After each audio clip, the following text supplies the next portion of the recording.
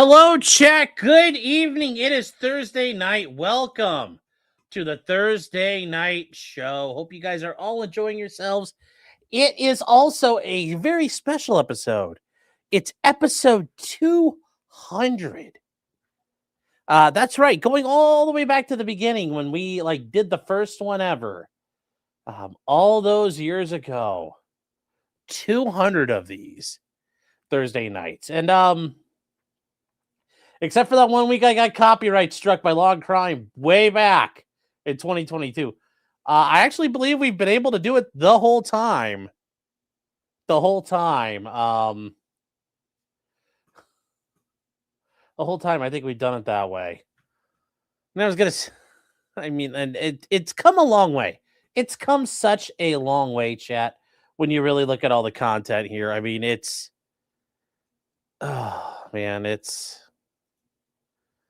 weird. It's weird to think about. It's weird to think about how far back this has gone and the way things have gone at this point. And it's my birthday. It's not my birthday. I mean, 1,000. I've done 1,000 live streams since then, too. It's fucking crazy, man. Holy cow. It's just it's weird to think about. It's weird to think about how far this has gone. And John says you've grown so much in more than one way. But yes, I tried to pull up the first one I ever did of one of these, and oh my god, it's some actual cringe garbage. It's when you look at where I started and where we are now, you're just yeah, it's different. It's different. And also, I don't care. I'm dressed up like a grandpa tonight. I am cold. It was a cold day outside. I got my shoes and my pants got soaked on the bottoms, and it was a cold day. Let me tell you what. And review the first one. I'm trying to bring it up right now, actually. And it takes a little while because it only goes 50 pages or 50 streams at a time. And Sleazy says it's 21 here. Yeah, well, I heard down on the warm parts of the country, it got very cold. Tonight. The amateur iconoclast, different kind of cringe, yes. But yeah, it's so interesting how where I started and where I'm at now. It's very, I don't know. I like to think I've gotten better at this. I think I've gotten a lot better at this, but I don't know. I like to think so, but we've been through a lot, chat. We've been through a lot. The hoodie makes me look like I'm a longshoreman, like Frank Sabaka and the stevedores. Some of you'll get that joke. But I remember start doing this after I got to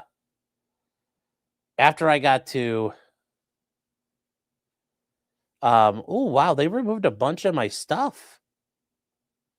Why has it been removed? Oh, they removed a bunch of shit from YouTube? Wow. Okay, well. Well, that's not good. I thought they kind of kept that stuff. But I do. I have episode 1, February 17th of 2022. I actually got a chat, and it's actually something you could look at. I mean, let's take a look at this right here. Hold on, what's that, babe? Thanks, babe. Anyway, yes, I just got felted by 2.0. But no, here is the first one, episode 1. I mean, look at that. Look at that shit. Look how far we've come since then. That was when one of the Fromes fell off the wall and I couldn't get it to stick. And yeah. Who, buddy?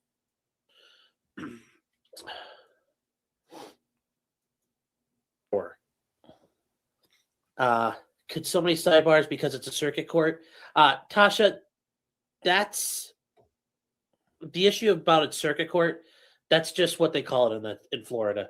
Circuit court is the low-level trial court. So in Florida Circuit Court I look so young. I also look not so fat, but just yeah. I mean, it's we were the Ahmaud Arbery trial. What else? I think were we talking about then? Um, we were talking about, I guess, some potential fatigue issues already. Back in 2022, we were already dealing with fatigue. What is this one here? What is some issues out of Canada, how they were being more cucked, and yeah, it was just very weird, very, very, very, very weird. So, but yeah, you can see, like, look where we are now. That's then. This is now. We've come really far. I sounded scared. I'm like, I wasn't sure what the hell I was doing at that point. I wasn't sure what the hell I was doing. Did I share screens back then? Yeah. Yes. Not very well. So yeah, it's just interesting. 200 episodes of this shit. 200 episodes of this shit. I can't believe it. And yeah, the goal is to keep it going. But basically, we've done these on the road. We've been on the road before, and I've done these. All kinds of fun stuff. All kinds of fun stuff here. Yeah, once you get the swing of it, it's pretty easy. And I remember when I first started doing these, it was kind of like an and I didn't say this bad way, but at first I was like, well, I got the first couple. I'm like, this is fun. Then after that, it kind of drug on for a bit. And then I was like, fuck, I got to do these tonight. But very quickly after that, I think probably like 25 shows in, or actually not even that, like 15 episodes of this in, 15 weeks of doing it. It was like, I got to do it. I'm ready. And it's like my calendar, and we work like 2.0 and our calendars work around it. And yeah, it's it's very, very, very, look how far we've come, chat. Look how far we've come is what I could say right now. So, and I just want to thank each and every one of you for being here. If you guys just came in tonight, I know some of you might be new from tonight. Thank you for being here. If you guys have been all the way back at the beginning, I know a lot of you probably aren't still around, but I know some of you are. You know who you are. Thank you. Thank you so much for being here. You guys have come along the way. It's pretty cool. Pretty freaking cool. So, Michael Boyle says it sounds like DSP. All right. Well, hey, guys, you've had great attendance so far, and the engagement has been amazing. No, but it's really cool how we've gone. It's really cool how we've come. And yeah, here's a 200 more. I'd love that. I'd love to keep doing this. How much to live stream you eating a 20-ounce steak?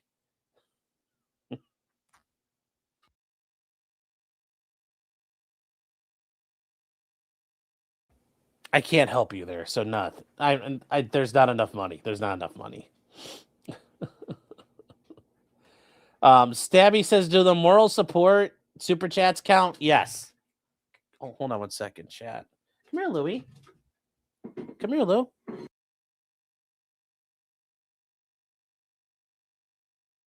Louie, come here. Come here, Lou. Anyways, Clyde. Let's see if Clyde will come on as a guest here tonight. But yeah. Yes, we need 200 subs for 200 episodes. Come here, Clyde. Come here, Papa. Even Louie, they're both like, no, we're not doing this tonight. So suffer, chat. Louie, come here.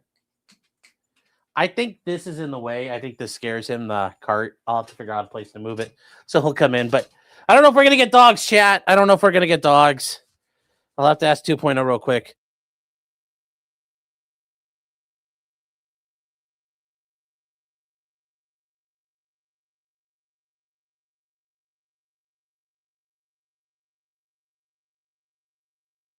All right, yeah, Louie's going back to bed. No, we do not have Bon this weekend. We have Louie. Anyways, Bon would show up. She would. All right, and if you guys are new, we also give everybody like 10 minutes to get in. Real quick, EDW Raptor says, happy 200. Thank you for $5. Debbie O has been here for 24 months, Debbie. Thank you. Very cool milestone. Yeah, it's interesting, and it's I don't know, it's pretty cool. It's pretty cool to actually see that number creep up, and then all of a sudden you're there. Maddie B has been a member for 18 months. Thank you for your support. Thank you so much. Here's a 200. Thanks, Sean. Well, thank you. And then Ashley Casey, who's been a member for 30 months. Hold on, chat. Are we going to do all of them? Sure. Okay, hold on, chat. Here. Okay, I got her. You're okay, pretty girl. You're fine. All right, chat. So, apparently 2.0 wants to show off all the animals. This is Callie, the cat. She's an angry old woman. She's being a little bit of a bitch. Apparently she doesn't want to be here right now, even though she won't let me hold her. Normally she'll let me, but right now. Okay, Callie. Okay. Hold on, chat. Hold on. All right, let me get this for you, Callie. There you go. There you go, Callie. I got you. Let me pick her up. She didn't want to do that. She'll jump down. Leave her be. She doesn't Okay. want you to put her down with the dog right there. Okay. Well. All right. Well, we're trying to. All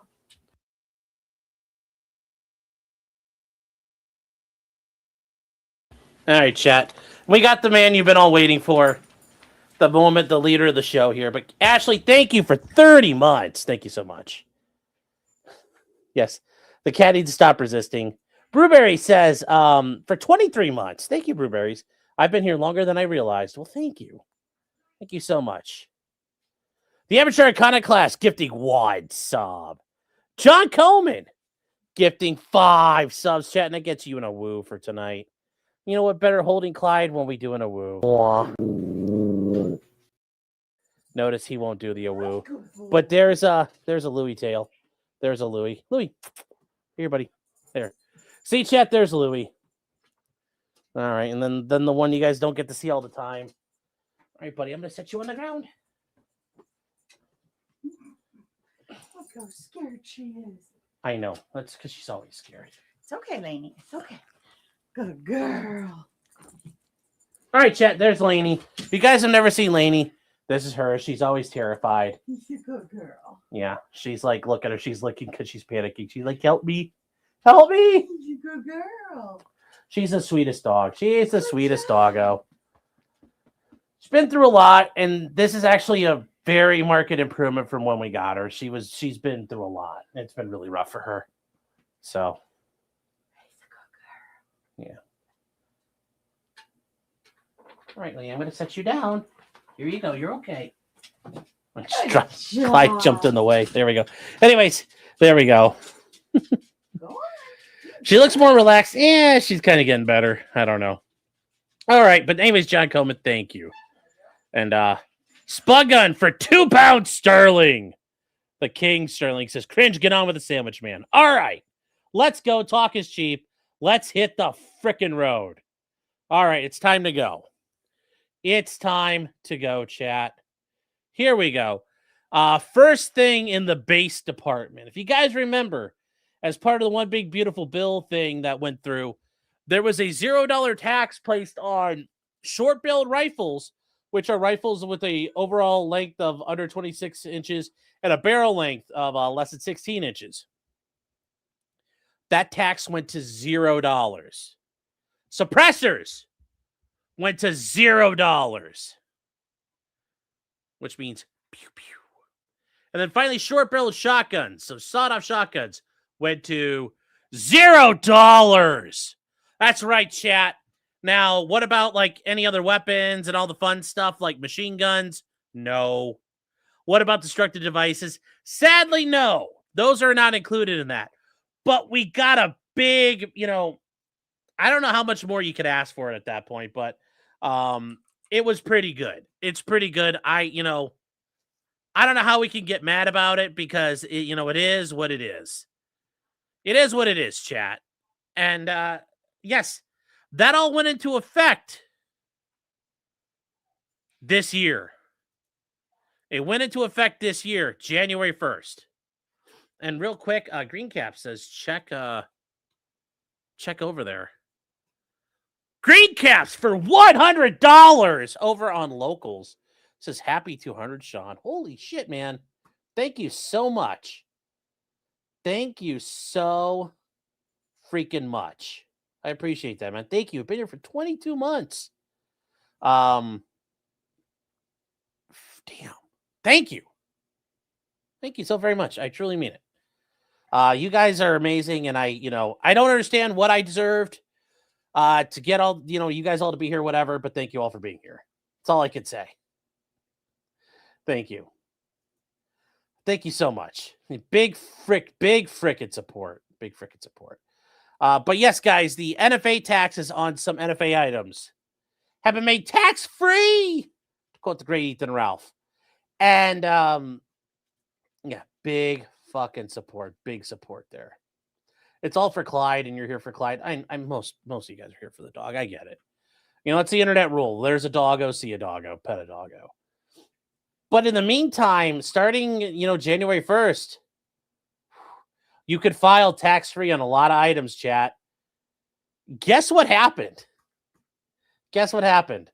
If you're thinking, wow, a lot of people filed, well, they did. 150,000 Form 1s, guys. The e-forms were submitted. 150,000. You're reading that right. You are reading that 100% correct. 150,000. Suffer out there. 150,000 of them. You still have to file. Yes. K is still here. Correct. There's no tax, but you still have to file. But still, the tax is the biggest thing that eats things up. That includes transferring or making. So Form 1 or Form 4. Katie says, how many did you file? Well, I was going to file a couple till my 3D printer died, but I was going to print a couple of suppressors and try them out. So, yes, the ATF e-filing, guys, 150,000. That's not a typo. That is correct. When I first saw this, I thought they meant like 15,000. Till I read around and it was like, no, 150,000. I mean, holy crap. That is awesome. That is awesome. So, after a week long, they point out after a week long blackout to prepare, they were overwhelmed. On the first day of the zeroed out fee, 150,000 submissions. And guys, people are submitting all kinds of stuff, 3D printed things, homemade things. People are also doing like potatoes for silencers. Like it's all kinds of stuff. All kinds of stuff is going on right now, guys. Like potato silencers are out there. Certain people got potatoes approved by the ATF. Remember, you have to get approval first before you do anything. And there is an account out here. This guy on YouTube or on Twitter here, Armed Joy. If you guys haven't seen him, this is an account I follow on Twitter. He's pretty cool to follow. I enjoy his stuff. He's an AK guy, but we all can't be perfect. He got a potato approved as a Form 1 to put on the end of a gun as a suppressor. Fucking based. And he's like, the hunt for potatoes begin. He's got to find the right potato.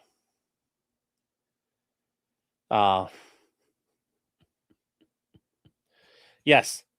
Submit everything. Yes. And I agree. The amount of things being submitted will make them more likely no longer NFA items. But literally at this point, you can submit whatever you want. And like I said, I'm going to probably submit some stuff here coming up. I want to do a couple of the 3D printed suppressor models that are out there from PLA Boy and whatnot. But yes. Rabbit Stick says, once you get your approval, how long do you have to complete the build? I mean, I don't really think there's a time limit. At that point, you now have the right to possess the item. So the tax, it's a one-time tax. So when you buy it, like if you bought it and it just sat at your, like if you go to the gun store and you buy a suppressor and you get approval and it just sits there for like 10 years, you could come back later and get it. There's no time window on those things. Really. I mean, I would do it as soon as possible if you can do it. There are shitty, do a potato. I don't know if other people have gotten potatoes yet. Could you do a Pringles can? Yeah, you could. Stacy, could you use a pillow? Sure. But yeah, this is a good question, Robert. It's like there really isn't a time length. So like if you have it and you sit on it for a year, I have the permission to build that item. That's all that matters. So I could get permission to build a suppressor, and if it's not a standard one you're buying, you may have to submit blueprints for it. But let's say I'm going to do like a Walking Dead one where I take a mag light and turn it into a suppressor. I submit the plans and I could sit on it. Like I might not get to it for 10 years. I have the authority to build it. So, now it said VTubing enthusiasts, be very careful. Could you use a fleshlight? I don't see why you couldn't. I don't see why you couldn't. Now, this is a big thing here, VTubing enthusiasts brings up. Does that mean they're legal in every state? No. Many states, well, there's a good number of states they're illegal. So if you live in a state where they're already illegal, you can't, this doesn't help you. Now, you'd like to say, well, hey, what about my supremacy clause? And, well, that hasn't happened yet. It hasn't happened yet. The Supreme Court hasn't gotten around to thumping those states. But there are a lot of states that restrict what you can own and how you can do things. So, you know, yeah. So, Adam says, are they legal in California? No. Nothing's really legal in California, so don't even bother. Deadbolt says in commie states, yeah. Quite a few states like California, Delaware, I think might be one. I know Hawaii is. Illinois, Massachusetts, New Jersey, New York, Rhode Island, Washington, D.C. I can't think of anything else. But a lot of states have it illegal. So, yeah, I understand. If you guys live in Illinois, it doesn't help you. I'm so sorry. And Rabbit Stick, yes, I saw that, and I didn't get a chance to do it yet. I'm gonna first do my 300 blackout SBR and then the Maglite. Well, that should be fun. So, yeah, I don't think anything is illegal in California anymore at this point. I don't think so. Yeah, check your state laws before you start getting an item, and that's really the biggest thing you can do. And if you're not sure, talk to a licensed attorney where you live, because they'll be able to tell you. What if the suppressor identifies as a man? Okay, well, that doesn't work. Gixer saying, joking aside, what's the limit of reason? Will everything be approved? If you could submit them some basic information, I think they'll probably approve whatever the hell you want to send them. Like, I could probably send them, hey, I'm going to turn this into a suppressor. I mean, if I could figure out a way to... what do I got here on my table? A light bulb. I bet if I could figure out a way to make this a suppressor, they'd approve it. I mean, I don't really think there's too much of a limit. I think it's for you to go find that limit. That's really what it comes down to. Go for it and find out. Like, right now is the time for memeing, chat. Meme with the ATF. That's what it's for. That is what it's for. I would really encourage you to do that. And it says, but Sean, I pay an unbelievable amount of taxes. Well, now you don't have to pay some taxes. You're a little early for that part, Katie, but I appreciate the intensity there. So, yeah, if there was no NFA, we'd have cheap disposable carbon fiber suppressors on Temu. Yeah, we would have like Dollar General quality suppressors. But you could also be able to provide for like really expensive ones too. So, we'll get to all that. We'll get to all that. But that's the good news, chat. Yeah, do it before the midterms. There's also already a bill in Congress where, congressmen are already attaching, like, they want a $5,000 NFA bill or a $5,000 NFA tax on things. It's really fucking annoying. And you'd like to hope it doesn't happen, but it's really dangerous. It's really, there are some Congress critters playing games right now. It's really concerning. It's really concerning. So, there is this here, and this is what's being proposed. This is from the National Association for Gun Rights. And they're bringing up that, be careful. This is a thing that's been submitted as an amendment to a bill. And it's increasing the NFA taxes to $4,700. To $4,700, which is what it would be adjusted for inflation. So, yeah, just be careful, chat. Just be careful. Lake Life says, serious question. How does a tax violation equal 10 years federal time, a $200 unpaid tax prior to this bill? Well, the 10-year punishments came in with the Gun Control Act in 1968. And that was the government's way of being, they were fighting back against what they saw as rampant street crime. And also, to be fair, they were scared of all the black folk running around with guns. But you had all kinds of left-wing groups and Black Power and communist groups running around. Simonese Liberation Army happened a little later, but it's all in that same vein. And that's where the 10-year prison sentence for violating the NFA came from, was the Gun Control Act of 1968. That's why. And why does it happen this way? Ultimately, the government will kill you to collect taxes. I mean, the government will kill you to collect taxes. The Whiskey Rebellion. George Washington led troops into battle, onto the field of battle, because people were not paying tax. People making whiskey were not paying taxes to the federal government. The government will kill you to make sure it gets its cut of the action. Don't ever forget that. The government will kill you to collect a tax. You might say that's insane, but it's clearly what they'll do. If you make alcohol and you don't pay the tax on it, they send men with guns. And if you don't do what they want, they kill you. Now, yes, is every law backed up by force? Yes. But the government will go all out if you screw them over on their taxes. Look at how the IRS treats people. If you screw with the government, you screw your taxes, the IRS is insatiable in what they'll do. There's no length they won't go to get their money. So that's what it comes down to. Do not get in the way of the government wetting their beak. Just like a mob boss, they will kill you over it. And they have no compunction with doing it. And it's a great example. The IRS, not even the IRS necessarily, but Al Capone. Al Capone got done up on taxes. They will do whatever they can. They will do whatever they can. So, yeah.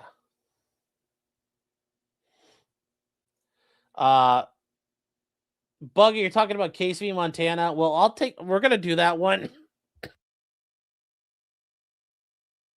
We're going to do that one and a couple other Supreme Court cases that came out here maybe over the weekend.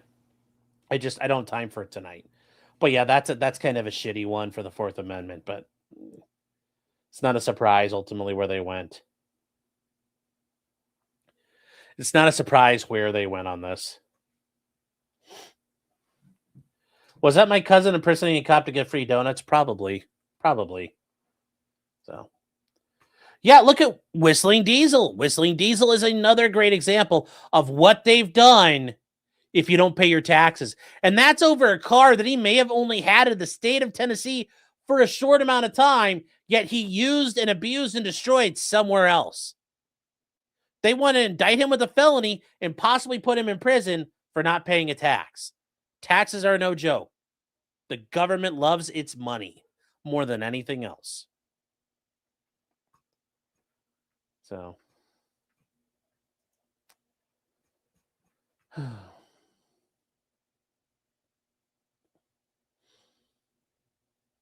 let me see here. Dee, did you ask a question about owning stuff out of state? As an Illinois resident, can I own a gun and have it in a different state that is illegal in Illinois? There are people that would do that. There are people who have done that before, or if they lived in a state where an assault weapons ban happened, they took their stuff and moved it over state lines. I would tell you to talk with an attorney where you live. I would like to think that you could get away with that, but who knows what the state of Illinois is going to do. I can't promise you that that's not illegal. I'd like to think it's not, but I don't know for sure. I don't know Illinois law. Like, do I think that should be perfectly legal? Yeah, you're owning it somewhere else. But I can't promise you that. You need to make sure on your own. I would tell you to do your own research, speak with a licensed attorney, but I would think so. I would think so. So,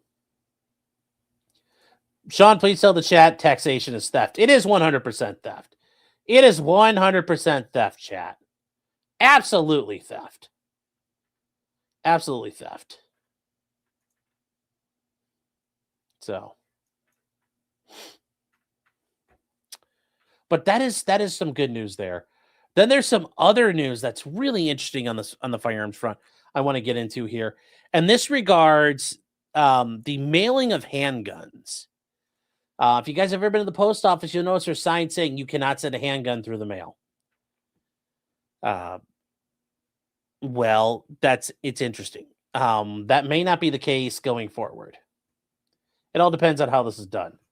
This is not me telling you can do it, but this is a sign of things to happen. So this is from, and just so you understand where this is coming from, the Assistant Attorney General, who's in charge of who's in the Office of Legal Counsel. This has not been formally adopted yet. But remember, guys, the Office of Legal Counsel is the entity who writes advisory opinions and determinations for the executive branch. So this is pretty important. You'll see it as OLC. If it's ever abbreviated, it's OLC. So what does this concern? Well, it concerns 18 USC 1715. So what does that mean? Well, in 1927, and remember, we had a lot of stuff. America was doing a lot of things back in the day. And a lot of gun laws, if not almost all of them, are racist in origin. Congress declared pistols, revolvers, and other firearms capable of being concealed on the person to be non-mailable. And then it got codified under 18 USC 1715. So it's been around for a long time that you can't do this. And what was going on back then? There was a lot of crime. And this is what they thought they could deal with it. And remember, pistols and all of this are kind of a big deal because the National Firearms Act in 1934, they initially were going to include pistols on that too. They were going to include everything but like single shot weapons if they had their way. So, there are very limited options where you can do that. Very limited options where you can do that. But here, absent special considerations and provisions, nothing can be sent through the post office. They may be conveyed under regulations that the post office can be prescribed for use in connection with their official duty. And this is where the exception is to officers of the Army, Navy, Air Force, Coast Guard, Marine Corps, Space Force, National Guard, militia of a state, territory, commonwealth, blah, blah, blah, blah, blah. Or district whose official duties serve warrants of arrest or commitments. So it really limits what they can do here. Notice it says, if you do this, if you knowingly put in the mail any pistol, revolver, or firearm declared to be non-mailable, you could face up to 2 years in prison. You can face up to 2 years in prison for that. And Harble Warble says, wow, the U.S. was almost Australia. We almost were. Pistols, repeating firearms, so anything semi-automatic was going to be banned under the NFA. And really, you're going to be left with like break-action shotguns, single-shot rifles, and lever guns. That was about all you were going to be allowed to own that wouldn't require NFA paperwork. Everything else was going to be gone. So, Spuggun says, what is the 18 in the U.S. law numbers about? What about the other numbers? So 18 is the title. So under the United States, so you have the United States Code, okay?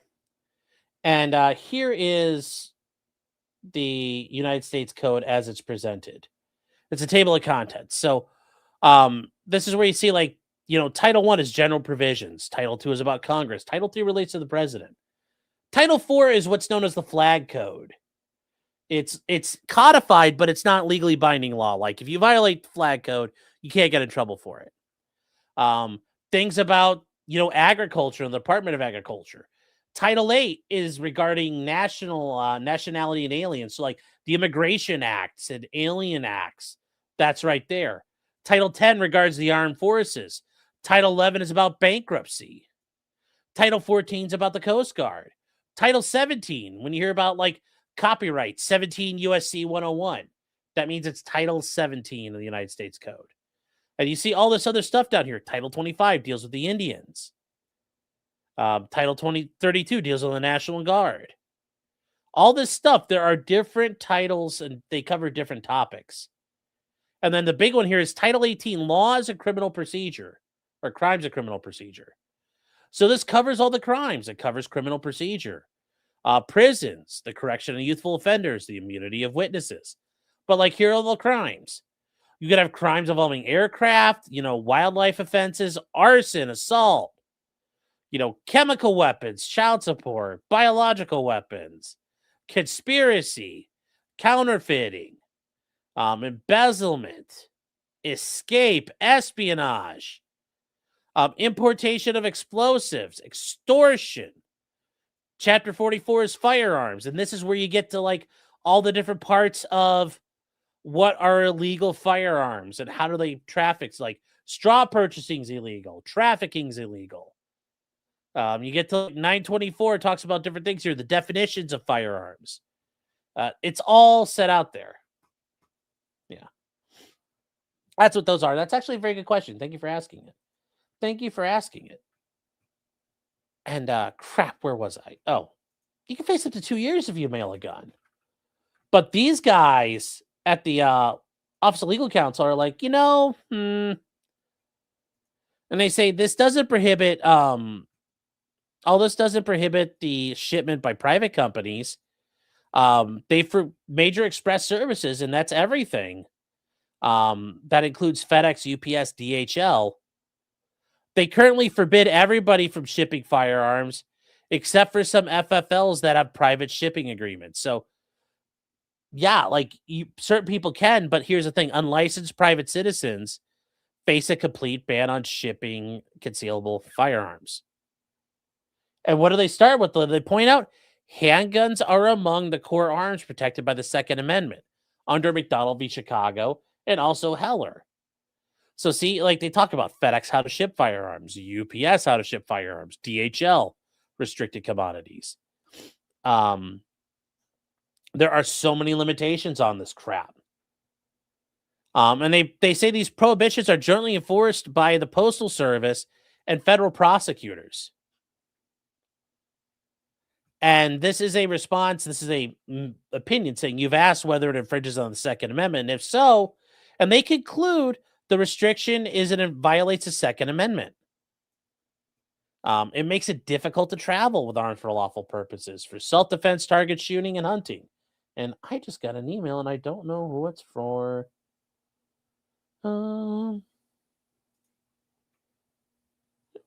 Okay, good. That's problem done. All right.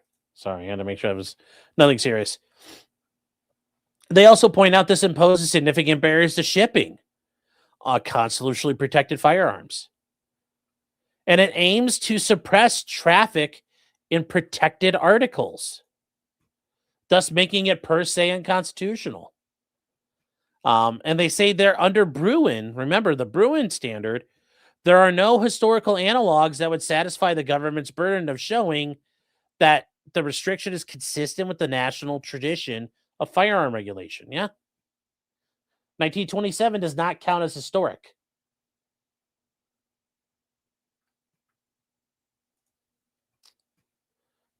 And that's where we get to all this. And they go through all these things here, and they talk about all of this that goes on.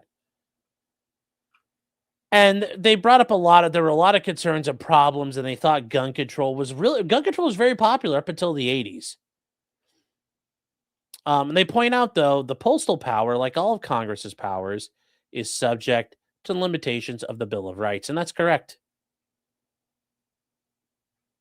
And they say that, they point out with like printed material that restrictions upon the mail system implicate the First Amendment. And that's really tough. You can't really restrict what I can mail if it's not a real thing. If it's First Amendment stuff. And they go on to talk about the Second Amendment, well-regulated militia. They talk about Heller. We're not really going to go through. We've been through all that before. But they talk about this substantially burdens the right to bear arms. You can't mail yourself a handgun for protected activity. And they point out that traveling with a firearm can be difficult, if not impossible, which makes the mail the most effective way to transport an individual's firearms. And this one right here, guys, this one right here happens a lot, and it used to happen a ton. So, for example, you're a Californian vacationing in Vermont, flies into New York. Now, actually, a bigger example of this would be if I lived in Florida and I'm flying all the way up to Maine or Vermont. I'm flying straight into Vermont, in the capital of Vermont, or New Hampshire. And on the way, I suffer engine trouble, and we have to make an emergency landing. And I'm flying all the way, chat. We're flying all the way from Orlando, all the way up. We're trying to go to here. We're trying to go to Vermont. But in the meantime, we suffer emergency engine failure, or something happens. Guess what we do? Uh-oh, it's an emergency. We got to land in New York City. Well, guess what? You can't own a handgun in New York City. Can't own a handgun in the state of New York without a pistol license or permit. Now, you checked your gun in your baggage. Guess what?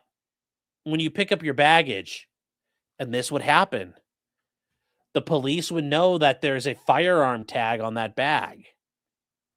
And the police would show up, and they would arrest you. They did that routinely. Are we visiting sticks? Yes. Now, even if it's properly stowed in your luggage, it would trigger an arrest. It would trigger an arrest for violating New York's law against possessions of an unlicensed handgun. And people would beat this, but they'd have to spend thousands and thousands of dollars to get out of it. Now, somebody's asking about, can you mail guns yourself? No. If I go to UPS with a gun, no. Generally, what happens is the way it would work, and the way, if you were in reality wanting to do this, and you came to me and you said, I'm going to be passing through enemy territory with a gun, what I would tell you is you would go to FedEx. You would go to a federal firearms licensee. So you would go to your gun store, which is where you go. You go to your gun store, and you know what they can do? Your gun store can talk, your gun store down here can talk to a gun store up here, and those FFLs can transfer firearms for you. So what they do is they go to FedEx, and they're allowed to do this because that's how you could buy guns like that. But they're transferred through FFLs. So the FFL goes and gives it to FedEx, And FedEx goes, yeah. And they go, actually, sorry, I should redo the line here. But they go to the FFL and they come to the FFL up in Vermont and they go, here's the guns. And then you walk in and you have to get them retransferred back to you. That's like the most easiest way to guarantee you're not going to get fucked by the government. Because now if you get on the airplane and you fly up to Vermont and you have to land in New York, nothing happens to you. But it's a real problem. It's a real problem, which is very burdensome. It's a very burdensome to use the FFL system. That's the only way you can mail guns. Some of you might say, well, what about the CMP? The CMP is it's an exception. It's the government. They can do whatever the hell they want. They have dispensation. But otherwise, if you are a regular person, this is how this works. This is how it would work. This is the only way I recommend you to do it. Because God forbid you land in New Jersey. If you land in New Jersey, you're just as fucked. If you land in New York, you're fucked. Connecticut illegal. Massachusetts illegal. Like, you can't land in those places. You can't be in those places with guns. Every once in a while, there were people who lived in Philadelphia who would accidentally come across the bridge in New Jersey. And the New Jersey police would sit there. They saw you making a U-turn to go back because you made the wrong turn. They could type in your stuff in their lead system and it would pop up. That guy owns a gun. He has a concealed weapon license. They would pull you over and arrest you and bust you for the gun. Even though it was a mistake. Yeah. It's very dangerous. It is risky. It is risky traveling the East Coast with guns. It's risky traveling to Illinois with guns. Even if you're passing through, you're protected. You're supposed to be protected for traveling under the Firearms Owners Protection Act.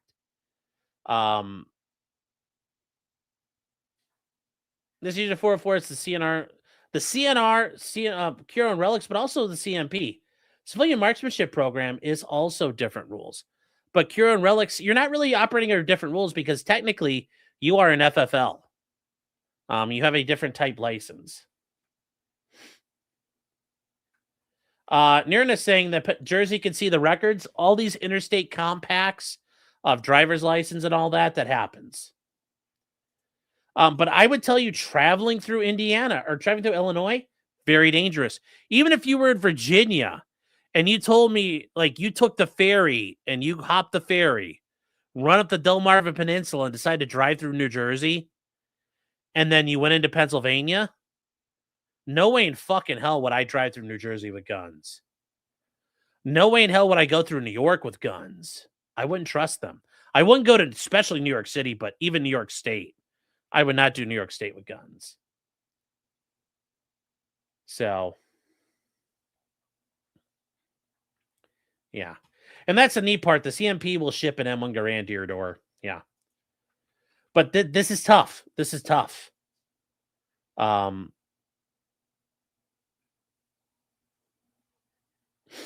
It doesn't work that, like, I'm just telling you guys, it is a very complicated process. So yes, you can kind of mail stuff to yourself. You can kind of, but basically your guns get run through the FFL system multiple times. Because when you go to pick them up here, you have to fill out, it's now in their custody. Well, it's another 4473 because it's another transfer. You're the transferee. So they have to do it again. You have to fill out another form. And then when you want to send them back and go back to the other process, they come back down here, down to Florida, you got to do another one. Like, you have to keep doing them. You have to keep doing them. So be very careful. Be very careful. Do not mail guns yourself. But this is the idea that this might become a reality. So. Oh, yeah, and you're going to have to pay for a transfer, yes. Mexican Vader says, so what you're saying is I can't send my friend his 3D print out. I may or may not have done for his birthday. I can't tell you what to do there, but I would not recommend that at all. So. They also point out, like, if you're driving from Wisconsin to Michigan and you stop at Chicago for 2 days, and that's the problem, you can't stop. Like, I would recommend don't even go to the bathroom in Illinois if you're driving from Indiana to Iowa. I would tell you, you tank up, you stop for gas at the Indiana state line, fill up, everybody goes pee, and you drive straight across the goddamn state and don't stop. I would never tell you to stop. The break and travel will cause them to lose the protections of 18 U.S.C. 926, which is the Firearms Owners Protection Act. And it protects interstate transportation of firearms. But I would not risk it. I would not rely on it. People have been convicted. There's a case where a guy who had a trunk full of guns and was driving up through New Jersey, and he was really tired and he pulled over and slept for a couple hours. He woke up and the cops arrested him. And the guy went to prison for it because now he had a bunch of guns illegal in New Jersey, and and the state government didn't care. He got sent away. You know, if you take a bus from DC to Philly, the bus would generally refuse to accept your firearm as baggage, which is really unfair. Greyhound doesn't do that, which is bullshit. You know, you have no ability to travel with a gun. It's really hard. Traveling by the airlines is really, it's a process, and once you learn, it's not a big deal, but it's a fucking involved process traveling with a gun. And depending on if you go to the counter and the people don't know what they're doing, you might be there for fucking ever. But you cannot use a common or contract carrier to ship yourself a handgun because they refuse to do it. And then you can't mail the guns.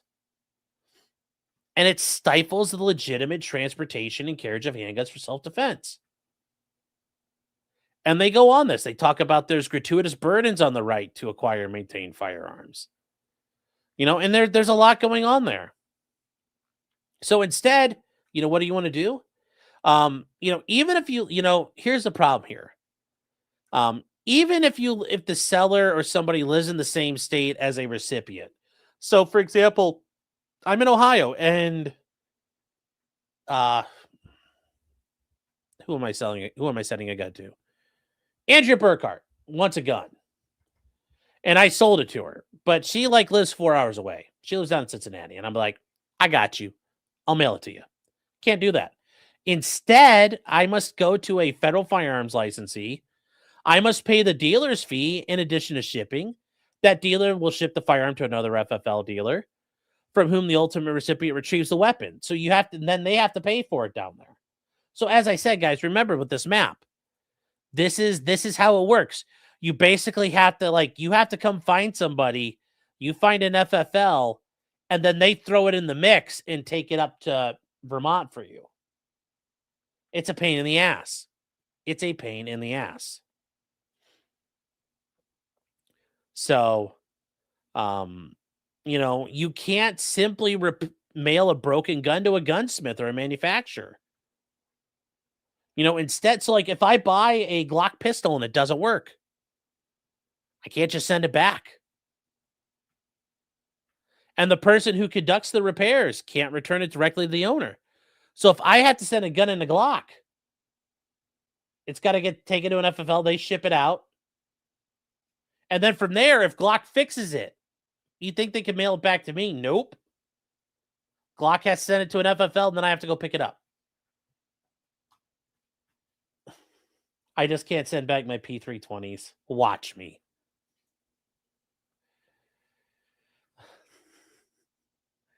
But anyways, you have to send the weapon back to the FFL for the owner's pickup. It increases the time and expense involved in pursuing the Second Amendment. Now, they go on and on and on here, guys. This is 15 pages long. But they point out that this is inconsistent with the nation's history and tradition of firearm regulation. Yeah, there were no limits to this stuff. There were no limits to any of this stuff. There were no restrictions to that. And remember the first gun laws in America where you can't sell guns to the slaves can't possess guns, neither could freed blacks, but also you can't sell guns, powder, or lead to the Indians. And this was in New Netherland. This was in New York. when the Dutch had control of it. Can't sell guns to the Indians, can't sell guns to the blacks. So this was a very common thing. These were the original gun laws. There were other things, though, like the Maryland Assembly of Freemen in 1776. Gee, what was going on in 1776? Well, in 1776, they prohibited the transportation of muskets, rifles, or any barrels, gun locks, or bayonets out of Maryland without the leave of the Maryland Council of Safety for the time being. Well, that's kind of important. We can't take guns out of the state because we're about to fight a goddamn revolution. Every gun we need. You cannot transport a gun out of the state. We need them. We need them. So it's this is the closest thing they could find. But it doesn't even come close. And they point out it's not close. It's not even close. Now, they say that although we believe it's unconstitutional, we note some limits. We don't conclude the DOJ can't ever enforce it. We only conclude that it's unconstitutional as applied to constitutionally protected guns. However, this does not extend beyond such protection of constitutionally protected firearms to any arms capable of being concealed on the person. So what does that mean? Well, our conclusion means that arms that lack constitutional protection are undetectable guns, which aren't really a thing, but like concealable gadget type guns, primarily for assassination, like a pen gun, meaning any other weapons. So basically like an NFA item you wouldn't be able to ship. And remember, guys, any other weapons are guns that don't look like guns. They look like other things. Is generally in any other weapon. There are other classes of any other weapon as well, but that's generally like an assassin's weapon. Or if I figured out how to make a gun look like a cell phone and I went pew, pew, pew, pew, pew, that would be the same thing. Now, they can continue to enforce those restrictions. They say we also don't conclude the Second Amendment creates an entitlement to have the government deliver firearms on behalf of customers. And they say nothing in the Constitution affirmatively requires the government to maintain a postal service or to carry parcels. So technically, if the Congress dissolved the postal service tomorrow, you can't go, wait, I need to be able to ship guns. And they're going to say, doesn't matter. Doesn't matter. Now they point out that, Congress having chosen to maintain the Postal Service can't then discriminate against the carriage of constitutionally protected arms. But this is the interesting part here. This is the U.S. may give it the post office when it sees fit. Lysander Spooner up in heaven would smile down on us. If you guys don't know who he is the most uber libertarian to have ever lived. The man was so good at being a libertarian. He made a post office. He made a competitor of the post office, the American Mail Letter Corporation.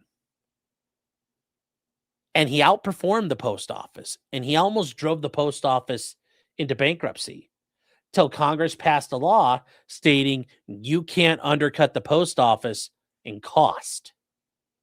That's actually a law. You cannot charge less than the postage rates established by the post office to carry mail. That's a thing, chat. That's a thing.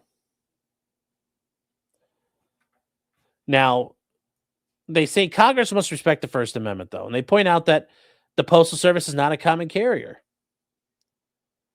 And they point out that this section simply singles out unfavorable treatment for handguns. It says, we don't think the Second Amendment allows Congress to use its power for the purpose of suppressing traffic in constitutionally protected weapons. They also don't conclude the post office is required to carry ammo or gunpowder. Those could be dangerous. Ammunition gets explosive labels, gunpowder. Yeah, they could probably restrict that.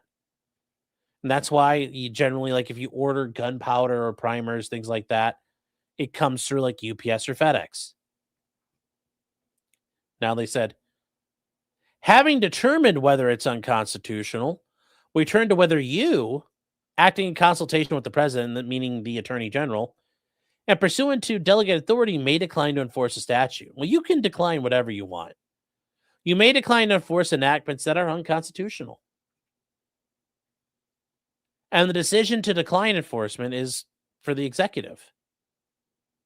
And first, you have to presume that enactments, meaning laws that are passed and enacted, are constitutional. And where possible, construe provisions to avoid problems. And they say, second, you should decline to enforce a statute only if it's probable the Supreme Court would agree the statute violates the Constitution. I don't know if they would in this situation here. I don't know if they would.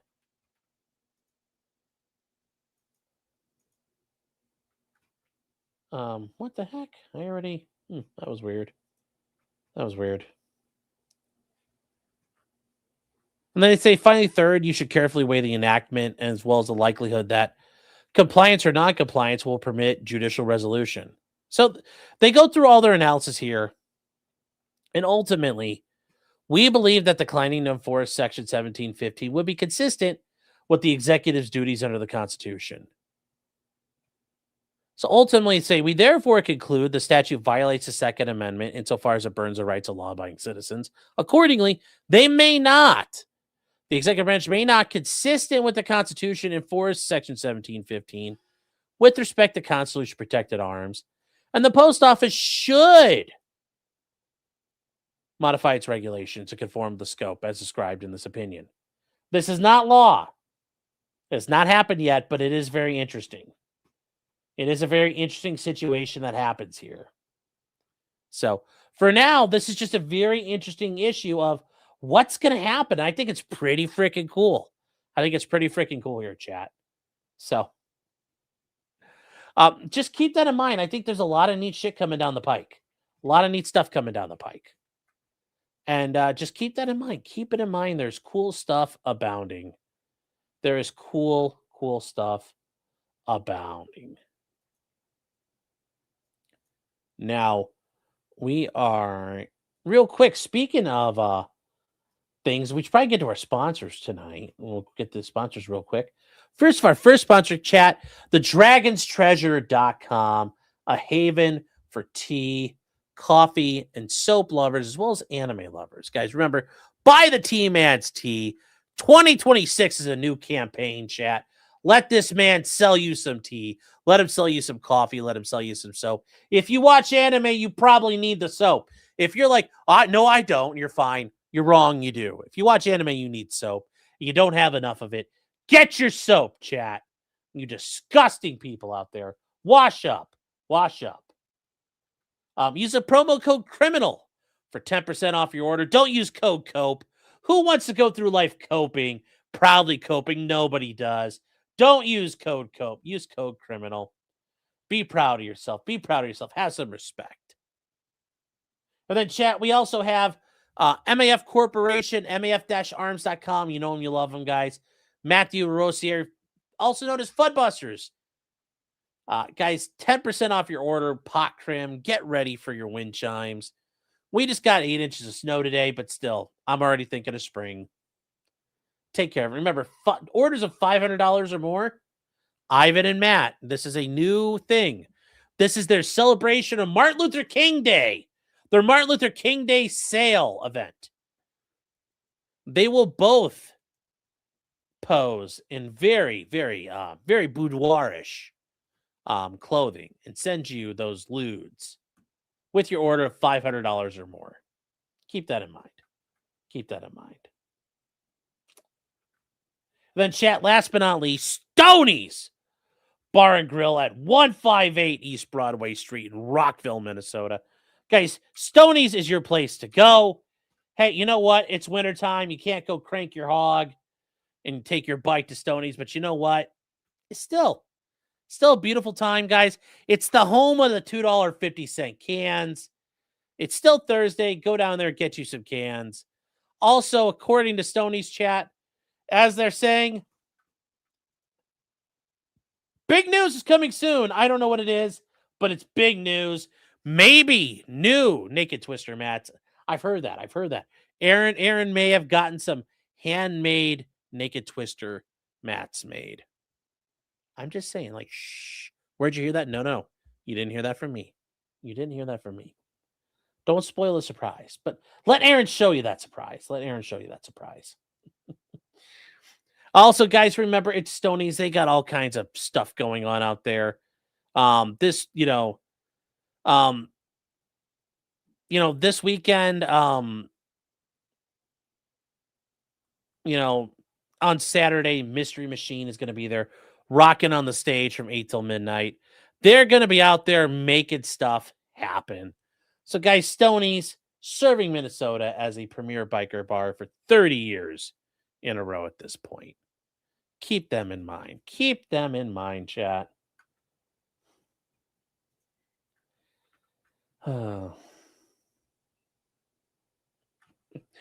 All right, guys, moving on. I got to catch up on some comments here, some stuff you guys sent out. Let's see here. Let me see. What did I miss? Anime or VTubing enthusiast for $10. Thank you. Says, congrats on your milestone, Sean. You should celebrate by doing some cocaine on stream like my previous law tuber, Edad. Just kidding. Seriously, you're one of a kind. Love to you 2.0 and your pets. Well, thank you. But as I keep telling you guys, this is the internet. Put not your faith in princes is really what I can tell you. And, Psalm 146 is never going to guide you wrong. Put not your faith or put not your trust in princes. That is not the way to go, but I understand. Oh, wow. I had extra crap up on screen here. Okay. But thank you so much for your support. I appreciate it. Power Windows, been a member for 23 months. Says, almost 2 years ago, I remember when there was no gray. Lol. Well, thank you for being here, man. I appreciate it. Good to see you again. Hope you're doing well.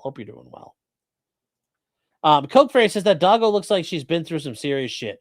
Yeah, Lainey's been through a lot. She was a puppy mill dog, and basically, she was a breeder, and she was locked in a crate, basically for the first 5 years of her life, and bred till her litters started dying, and they got rid of her. So Lainey's been through a lot. She's very traumatized, like you can tell. She still freaks out around like men, for example. Like she tolerates me some days, but some days she doesn't. So she's been through a lot, but it's nice to go see her outside every once in a while. Her tail will wag, and it makes you happy that she's trying to find happiness. She's learning how to be a dog still, I think. Green Cap says you're the best entertainment on YouTube. I don't know about that, but I appreciate it. Church builder. Yes, he's great. Build a church on that land. John Coleman for $5 is awesome. It's tax-free for whatever I can give a mouth hug to. If that's how you want to gauge what you can file as a suppressor, whatever you could fit in your mouth and, pretend as a cock, I mean, that's one way to do it. John. Starling Lee says kids were sent through the post office.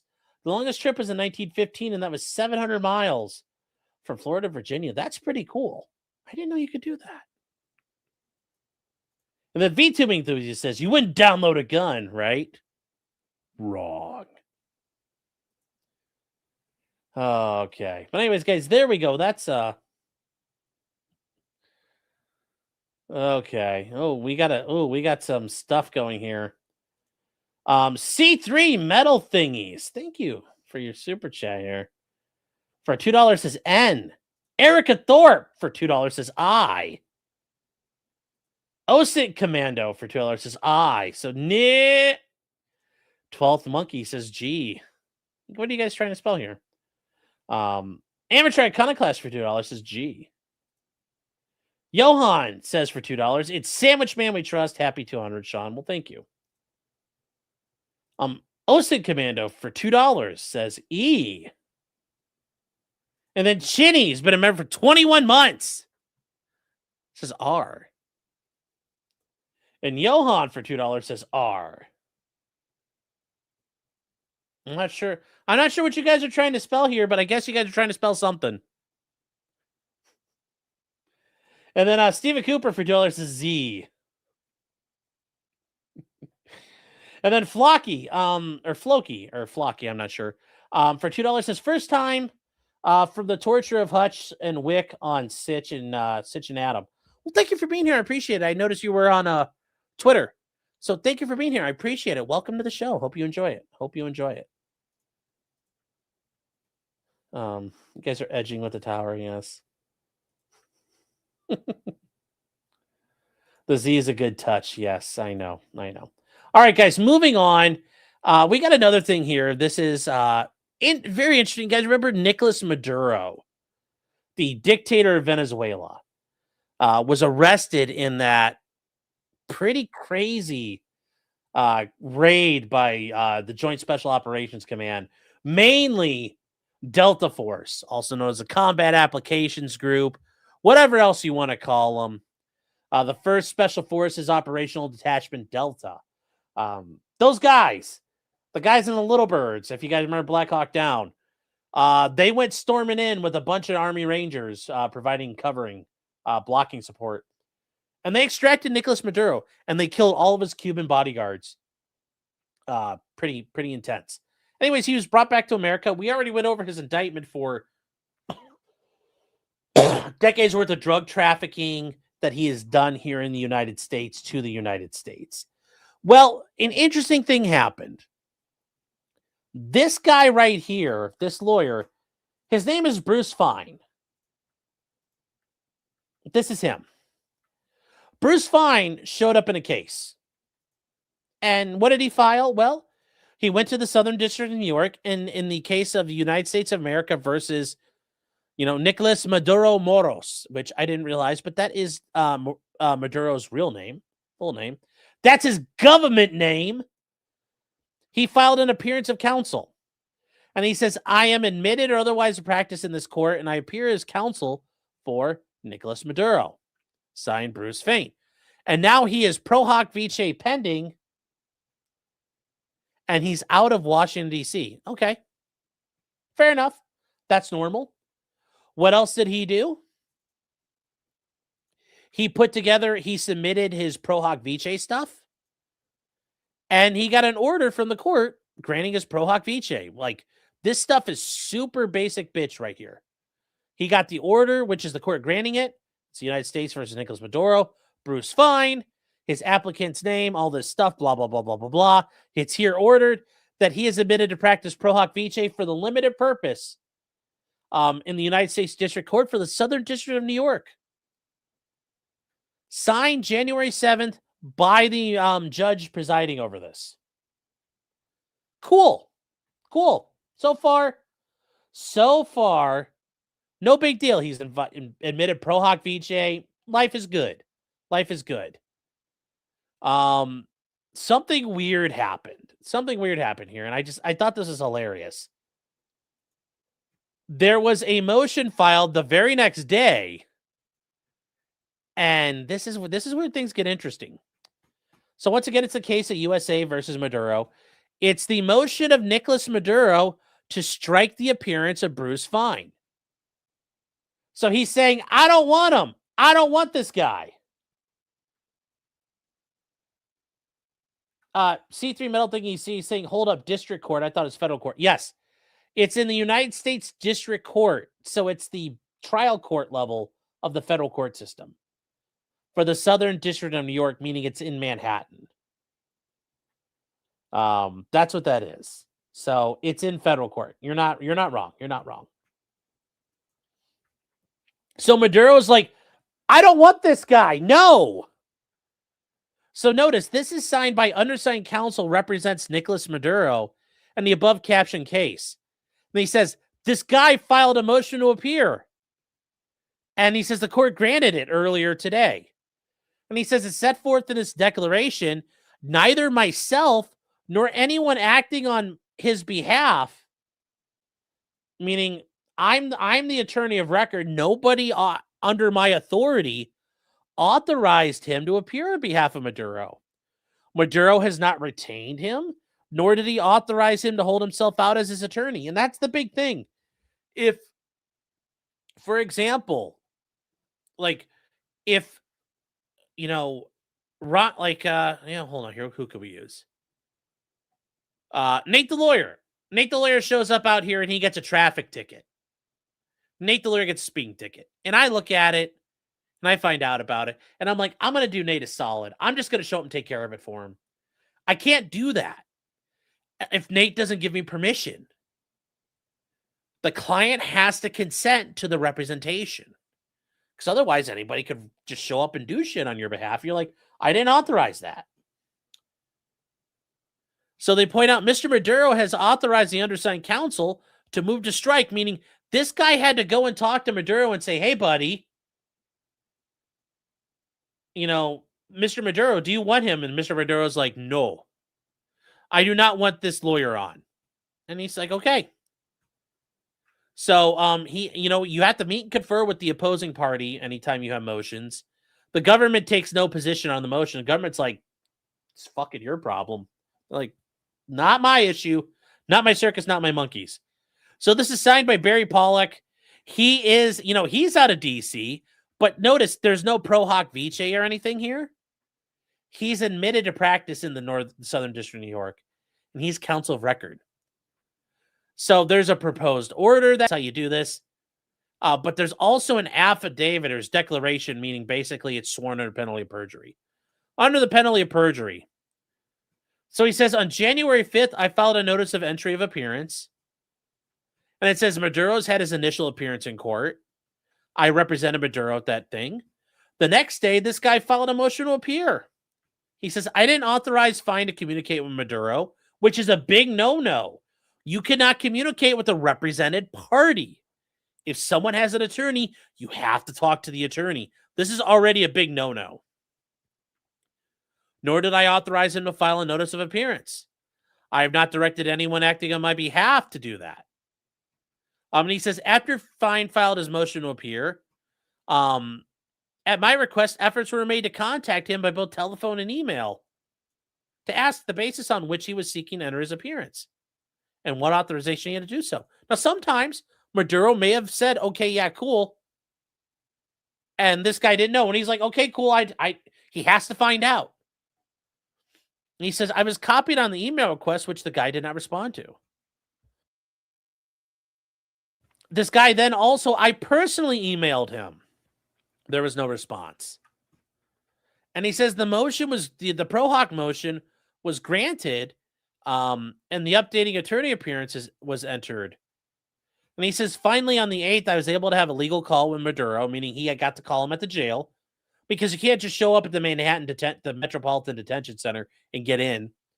But he spoke with his client. He says, I confirmed that Maduro does not know Fine and has not communicated with him, much less retained him or authorized him to enter appearance. Maduro authorized me to file a motion to strike. Yeah, this is crazy. This is weird. Like, what the hell's going on?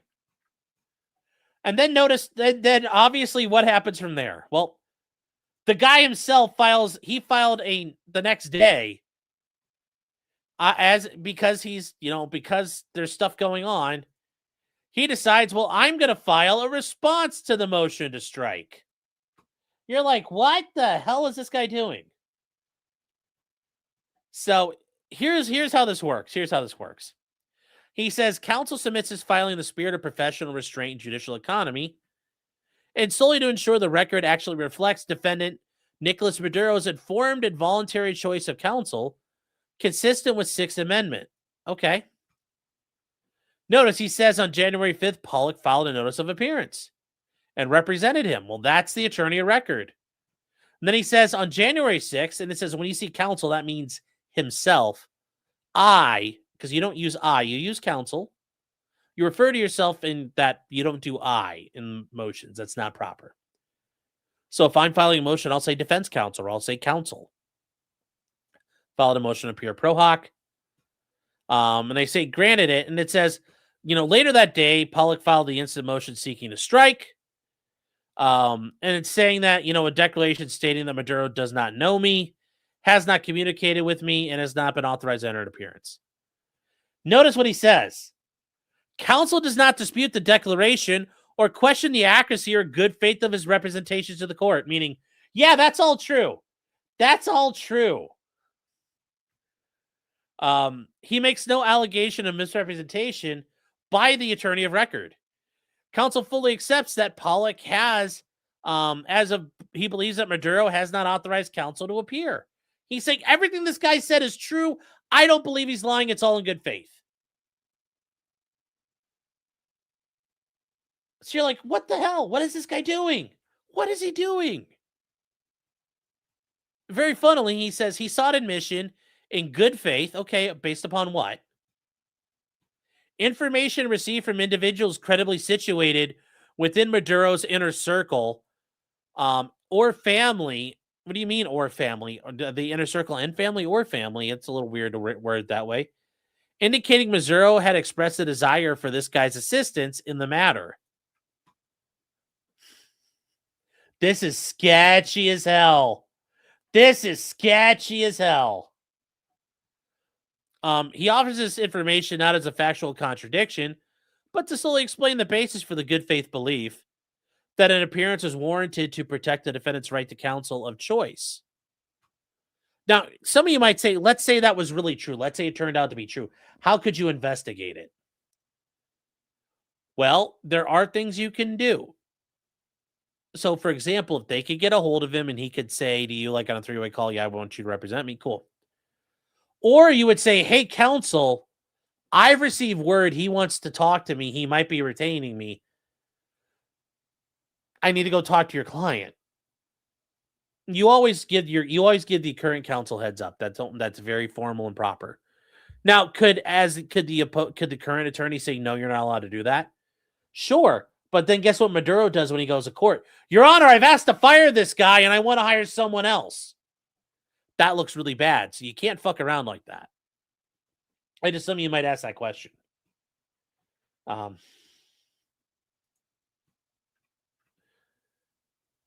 So he says he wanted to ensure the court definitively determines the defendant's wishes. He does not request the court to adjudicate any dispute regarding the reliability or provenance, meaning the authenticity of communications with Maduro. Instead, counsel moves the court to conduct an in-camera inquiry to definitively ascertain Maduro's representation wishes. Counsel has no direct contact with Maduro in any way. He respectfully notes, however, that Maduro was apprehended under extraordinary, startling, and viper-like circumstances. This is like some shit out of a Tom Clancy novel. This is so weird. This is so weird. I don't know. This is so weird here. Including the deprivation of liberty, custodial restrictions on communications, and immediate immersion in a foreign criminal process, in a foreign tongue, fraught with the potential for misunderstanding or miscommunication. And it does. Sixth Amendment protects your right to be represented by your counsel of choice when you've retained counsel. True. And it says, where uncertainty exists as to authorization, the prudent course is a prompt inquiry to confirm the wishes and avoid litigation. And an in-camera, guys, meaning in-camera means this will be conducted by the judge in his chambers, is appropriate where the public airing of attorney-client or representation communications, meaning they would have to discuss what they talk to their client about. And you don't want to air your client's business out in front of the world. Because while federal court's not televised, it's open to the public. And reporters and anybody who wants to come on, rubberneck, could come in. So he says to dispel any confusion regarding representation, he requests the court hold the motion to strike in abeyance, meaning timeout, pending the prompt in-camera. In-camera should be like italicized. That's how, pretty sure it's like in my area, that's how you do it. I think even under Blue Book and Red Book, it has to be italicized. So like italicized. Conduct a brief in-camera inquiry at the court's earliest convenience to definitively attain President Maduro's wishes. Enter an order consistent with Maduro's wishes. And if the court concludes that withdrawal would faithfully reflect the wishes, counsel will do so. And move consistent with applicable obligations governing termination of representation, which Rule 1.16 is the termination of representation. So he wants to do all this. And he's like, Your Honor, we need to get to the bottom of this. Yeah, this is some deep state shit. This is kind of what I thought. I was like, wow, there's something wrong here. TJ Snedeker says, why would the court approve the first fraudulent motion? They had no reason to believe that that wasn't approved. When you file an appearance of counsel, it is presumed that your client has authorized you to appear, and you're appearing pursuant to compliance with the professional rules and normal customs of legal representation. They had no, when you're pro hoc admission status, they have no reason to believe you haven't done that properly. As an officer of the court, which you are as an attorney, as an officer of the court, you are presumed to be doing this truthfully and within authorization and discretion to do it. Okay. So what happened? Court said, fuck all that. We ain't doing that. Court's like, yeah, we ain't doing this shit. We ain't doing this, man. Chuchin says with alacrity, with alacrity. God, that was retarded of me. Alacrity. I haven't heard that since Evercrest.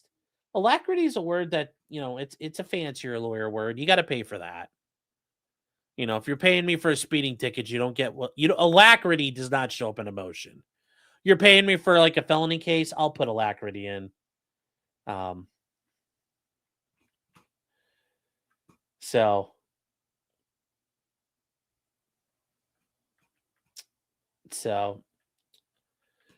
anyways, the judge says an order granting the motion to strike. He's like, we're not doing this bullshit. So they point out that he seeks to appear pro hoc, but he admits he was neither retained nor retained by counsel. He bases application from unnamed persons, who he says in an unsworn response are credibly within the inner circle. The application has no legal basis. Unnamed persons cannot appoint counsel. Only the defendant can appoint counsel. There's no reason to bring Maduro into court to ask him if he'd like to add fine as fine request. He says if Maduro wishes to retain him, he has the ability to do so. He cannot appoint himself to represent Maduro, which is true. The motion to be admitted is denied, and my order granting him such status is vacated. Judge is like, we're done. Not doing it. Finished. Dunsky. So, the court flicked his sack. Oh, that was a lot more. That's like hitting it with a fly swatter.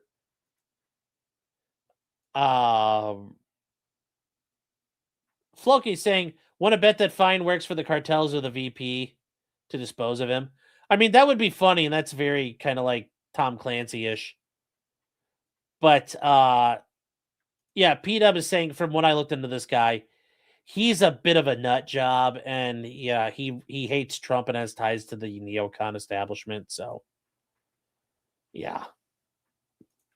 Denied like like a Frank White suppression motion. Yep. Yeah, Fine only wanted to stick it to Trump, and that's what I understand too. But it's so weird. Think about how weird this is. Like, I'm just showing up in the middle of a filing. You're like, what the fuck? Like, I can only imagine I was the attorney of record. You're like, what the fuck is going on here? I'm sure he knows who the guy is because they're both in DC. Although every once in a while, I'm sure like it could have easily been funny where he's like, who the fuck is this guy? Who the fuck is Bruce Fine? Now, obviously, he wouldn't do that. He knows who it is. So he knows who that is. Now, moving on, guys, we're gonna plow through a bunch of stuff here. We got to get rolling like Josh Brolin. We talked last week about the the Texas Supreme Court revoking the American Bar Association's standards for accreditation of law schools. And remember, the American Bar Association accredits law schools. And if you're not ABA accredited, up until recently, you couldn't take the bar in most states if you didn't graduate from an ABA accredited law school. Well, the ABA can be very partisan. So Texas last week said, well, we're not using you anymore because you guys fuck with everything. And the ABA could take, for example, the Ohio State or God, shame on me. Ohio State University School of Law, which is like a top 25 law school in America. The ABA could unaccredit them for any number of reasons. And even though Ohio State's a top 25 law school, you wouldn't be allowed to take the bar at that point. If you're a brand new graduate, you might not be able to do it. So these Supreme Courts, and notice it's Texas, and now we're dealing with Florida, and Tennessee is on the verge of doing this as well. They are rejecting the ABA's ability to the admissions of the bar, because they're going to say at the end of the day, and it's correct, who's in charge of governing the bar and who could take it? And they have a very based answer. The Supreme Court of Florida, not the American Bar Association. So on its own motion, and per curiam means we all agree, and on our own motion, we amend the rules to end the rules' reliance on a what's the definition of accredited mean? We're ending a reliance on the American Bar Association as the sole accrediting agency for law schools whose graduates are eligible to sit for the state's general bar exam. They're modifying it. They're modifying it because that way the ABA is not in charge. So they point out that the court is persuaded it's not in Floridians' best interest for the ABA to be the sole gatekeeper for which these graduates are eligible to sit. And the thing is, the American Bar Association has no authority over anybody. You don't have to be a member of it. It's a voluntary association. You know, nobody's really I'm not a member of it. I don't know anybody who's a member of it. They say, it's not fair. Instead, the rule allows for additional entities to carry out accrediting and gatekeeping on behalf of the court. Because ultimately they want high access, affordable legal education in law schools that are committed to the free exchange of ideas. And notice that's what the American Bar Association, it is very left-wing in what they push and promote. The principle of non-discrimination. And to be clear, graduates of ABA-accredited schools will continue to be able to sit for the bar, and the rule changes don't preclude any ABA-accredited school. But we can't just let the ABA decide shit. We can't just let them. And they have concerns. Because it's not clear. It's not clear how these things work. They point out there are concerns with the ABA and what they're doing. And they point out that they identified 12 alternatives to relying on the American Bar Association. And they pointed out that 3 of them require collaboration or with other Supreme Courts. And, who better? Because the Supreme Court's the one in charge of you. They point out that, they want to address things like the ABA's accreditation standards that result in discrimination.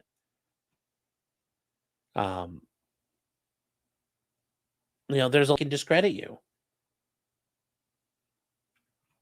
It's a very serious problem. And for a long time, the ABA was very impartial politically, but they've taken a very hard left-wing slant. That's the problem here. That's a problem here. So what does an accredited school mean?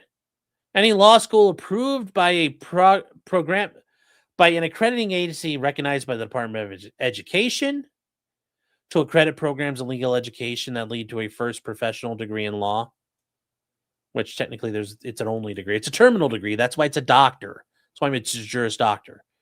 An institutional accrediting agency recognized by the U.S. Department of Education. But it doesn't alter any of the other people who are already involved. And they just point out there are a lot of concerns with how the ABA is doing. And there are concerns that if you don't like what they're doing, they're not going to do it. These amendments shall become effective October 1st, 2026 at 12:01 a.m. They say that people have 75 days to file comments with the court. And this is the one of the judges dissented with an opinion. They point out that since 1992, the ABA has been the sole law school accreditor recognized by the court. But why? Why? And what reason for it? What reason for it? They point out for the past 34 years, Florida law schools meeting the ABA's rigorous standards. Are they that rigorous? I mean, are they? That's the problem. And it's why is it a private organization can do that? It's a private organization.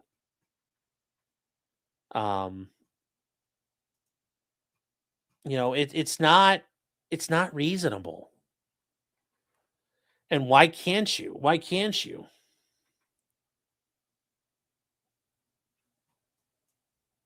And there's, the ABA has a whole guide on what to do.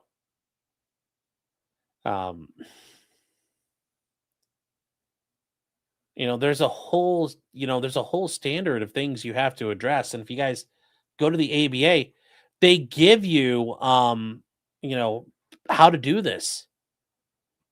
There's feasibility studies, the estimated cost, all the different things you may do here. There's all kinds of things that you have to do to meet their approval. And it's not fully there, but I mean, like, you have all the different, like, this is all things that have to happen. And there's it's kind of combating, you don't get to decide, and there's a concern about the whole woke issue. Depending on what you believed in or what you pushed, you might lose it. Rabbit 6, what about Rare Breed? We're doing Rare Breed tomorrow night. We're going to do Rare Breed tomorrow night. So I thought this was very important. I thought it was pretty cool. So that is a very interesting thing that's going to happen here. Just keep that in mind, guys. The ABA is getting taken to the woodshed. And yeah, very based, in my opinion. Now there is something. This is one I brought up earlier. This is really weird. But this popped up on Twitter a couple of days ago, and people are wondering what the hell this is about. So this is an information that got filed in the United States District Court for the District of Columbia. So it's federal court, and it was filed January 8th. We're like, what is this? Well, it's United States of America versus Nicholas Moore, violation of 18 U.S.C. 1030 A2, computer fraud. So what an information means somebody's pretty much agreeing to this because it's get the grand jury. What happened? Well, here we go. From August 29, 2023 to October 22nd, 2023, within the District of Columbia, a guy named Nicholas Moore intentionally accessed a computer without authorization on 25 different days and thereby obtained information from a protected computer system. To wit, the United States Supreme Court electronic filing system. Whoa. So this guy was screwing around in the Supreme Court's filing system. Huh. Now, your first thought, some of you guys might say, is he the Dobbs leaker? No. And the easy way to think about that is, chat, here we go. When was Dobbs argued? December 1st, 2021. Decided June 24th, 2022. So no, it's not the Dobbs leak. Something else happened, and we don't know what it is yet. I don't think it's been made clear yet. But it's not the Dobbs case. So that's the Dobbs versus Jackson's Women's Health. Huh. I thought it was. But I didn't see the dates at first. What is it? We don't know yet. Now, from here, things get a little weirder because it's this is a news article about it out of Tennessee. That's a Tennessee man who hacked the Supreme Court system and expected to plead guilty. Okay. So what are they pointing out here? That a guy from Springfield is pleading guilty on Friday the charges of hacking. They say that Nicholas Moore stated he wished to change his plea. He was charged with 1 count of computer fraud related to computers. And they point out that he has no criminal record and lives with his parents. He doesn't have a car, does not drive, and does not work due to mental health disabilities. So the guy's not even an attorney. How did he get access to the Supreme Court's filings? How? Like, I mean, was this guy just a hacker? I guess. The password was password. I hope to God it's not, but yes. Johan saying because of the court system leaks. Yeah, maybe. I don't know. But no, it's very weird. Like, what the fuck was this guy doing in the Supreme Court? Muspel is saying, yes, retarded man smarter than the government. Yes, it's a tale as old as time and a song as old as rhyme. Yes, I've also seen Mercury rising as well. I don't think that's a case. Something weird happened. So maybe that's why we haven't gotten the Epstein files yet. Janine Pirro's been too busy. All right. Sorry, I couldn't help myself. Chat. Moving on real quick. Minneapolis continues to burn after the shooting of Renee Good for trying to run over that ICE agent. But things escalated last night to a massive level where, as part of what was going on, another guy got shot for attacking an agent with a shovel.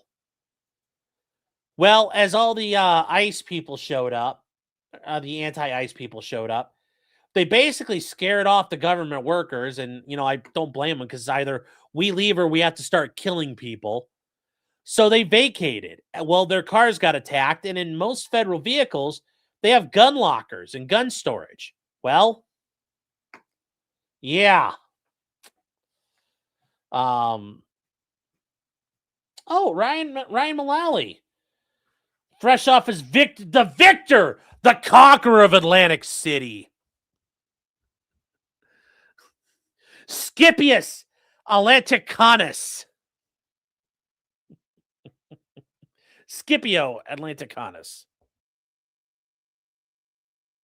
Ryan, hope you're doing well, guys. You can find Ryan over on Natural Law, Ryan Mullally.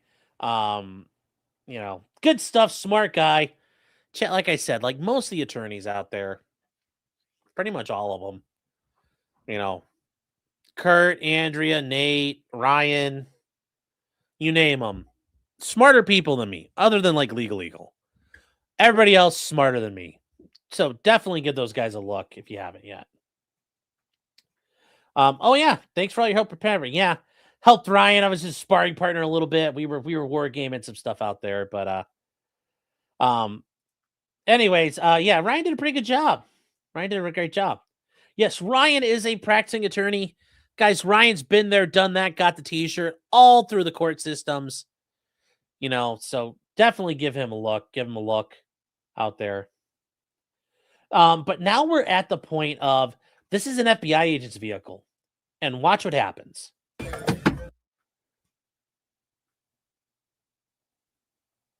Hold on, where did that go? I missed it. EDW Raptor, what did you little EDW Raptor, he says Pearl could have beaten Ryan. I don't know. I think a potted plant could have beat Pearl. Pearl didn't have a good night, but I get it. It happens sometimes. Anyways, here's what happened, guys. Take a look at this. Yes, they're opening something that's got guns inside of it. Almost there. Oh, wow.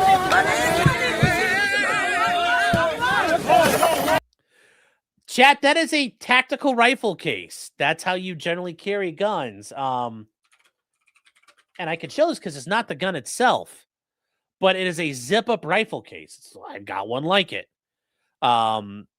You know, it's one of these bad boys, basically, that the FBI is using. And if you guys aren't aware, this is a common thing to use if you're not a gun person.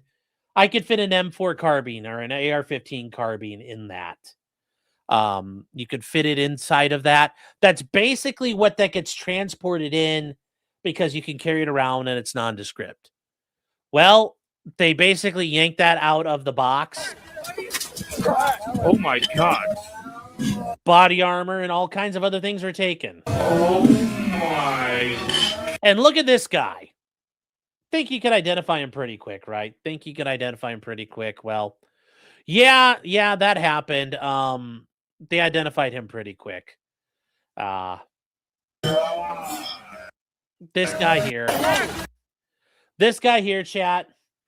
Raul Gutierrez. I think is how you do it with the R's. Got to roll your R's. Was arrested today. This happened last night at like midnight. Less than 13 hours later, he was arrested by the Hennepin County Sheriff's Office.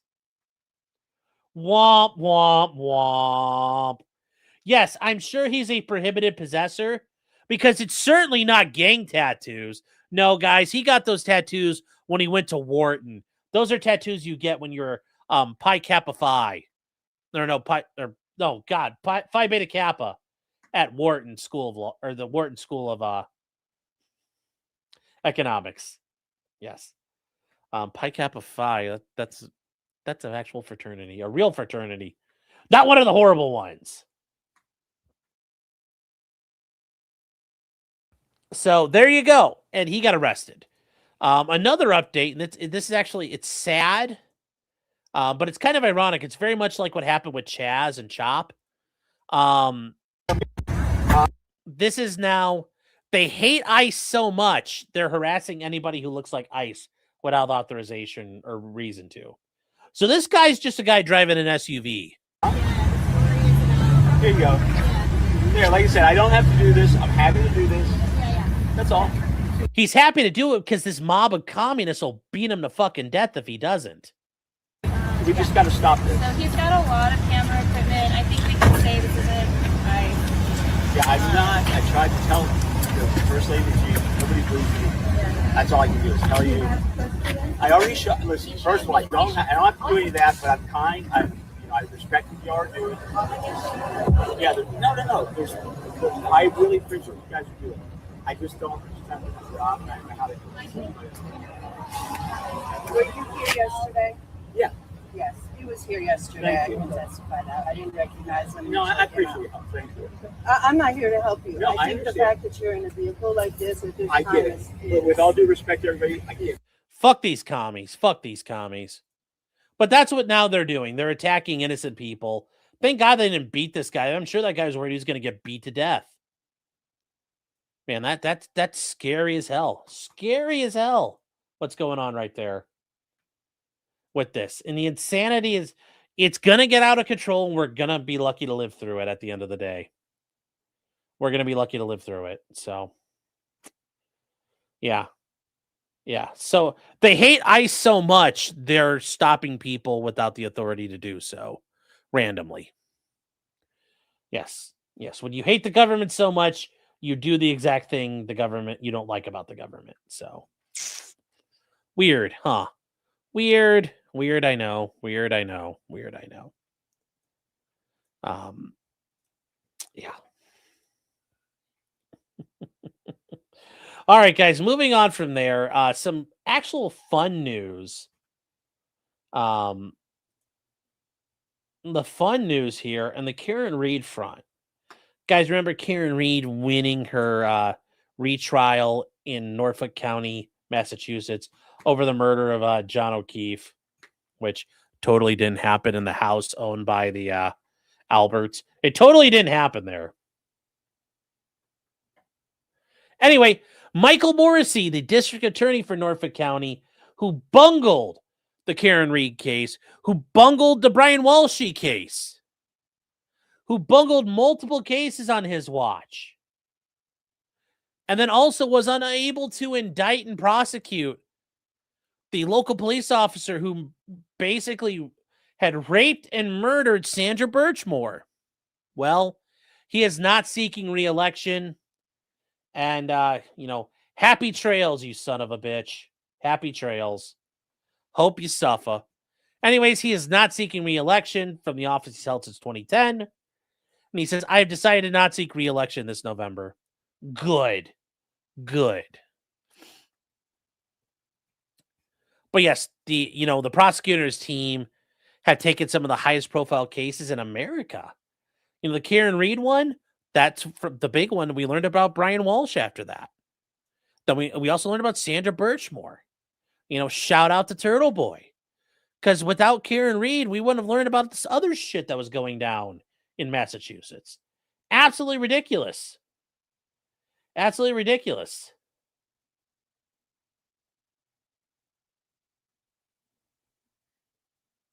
Absolutely ridiculous, chat. Absolutely ridiculous. Oh, absolutely ridiculous here. Absolutely nonsense what he did. But hey, he's going to be done. He shouldn't have retried Karen, but oh well. And remember, they spent over $1.4 million retrying her. $1.4 million. And remember, for the Sandra Birchmore case, they initially declared her death a suicide, but the feds later found out that a Staunton cop murdered her, and he had been grooming her and raping her for years. Absolute nonsense. He's like, I ran to stand up for victims and give them a voice. Yeah, you sure did a good job on that. Reflecting his tenure expressed pride in his office's track record. We pursued justice with integrity and fairness. I'm going to press X to doubt on that one. Just press an X to doubt on that one. So, yeah. Yep. They paid Aperture $400,000 to fake accident reconstruction with fake data. Yep. True fairness, integrity. Yep. Stoughton. Okay. Sorry, Shopping Ninja.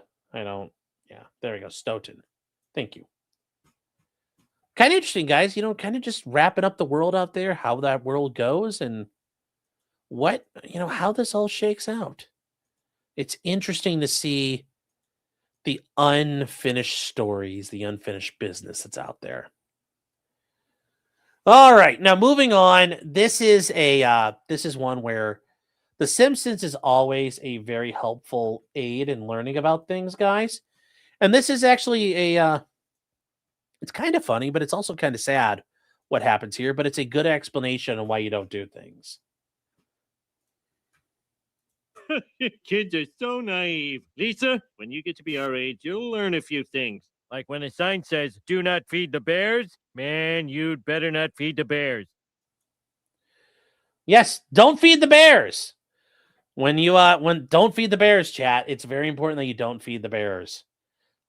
This one was sent to me by Ag, and I think this is hilarious. Of the things that I got this week, this was actually like totally fucking hilarious. There's a bunch of stuff that's come down lately, guys, that we're going to get to. When you guys send me stuff, if I can shove it in, we will shove it in and do it. A couple people sent me some things here, and I want to remember. We got one more. We actually have another thing we're going to get to here in a second. But this is a Montana woman has pled guilty to feeding black bears. You're not allowed to feed bears. It's against the law. And no, they're not cute little puppies. They can be very dangerous. So this lady received a 3-year sentence for a felony criminal endangerment. What the hell were they doing? They're feeding the goddamn bears. They were feeding multiple black bears and other wildlife on their property. Some of them had to get euthanized. Yeah, and you cannot purposely attract ungulates and bears, meaning, deer and other animals. You cannot attract game animals. They were feeding bears and deer at their property. Well, that's a dangerous thing because now those bears are not afraid of people. You can't do it. You can't do that. It's dangerous. That's how people get hurt.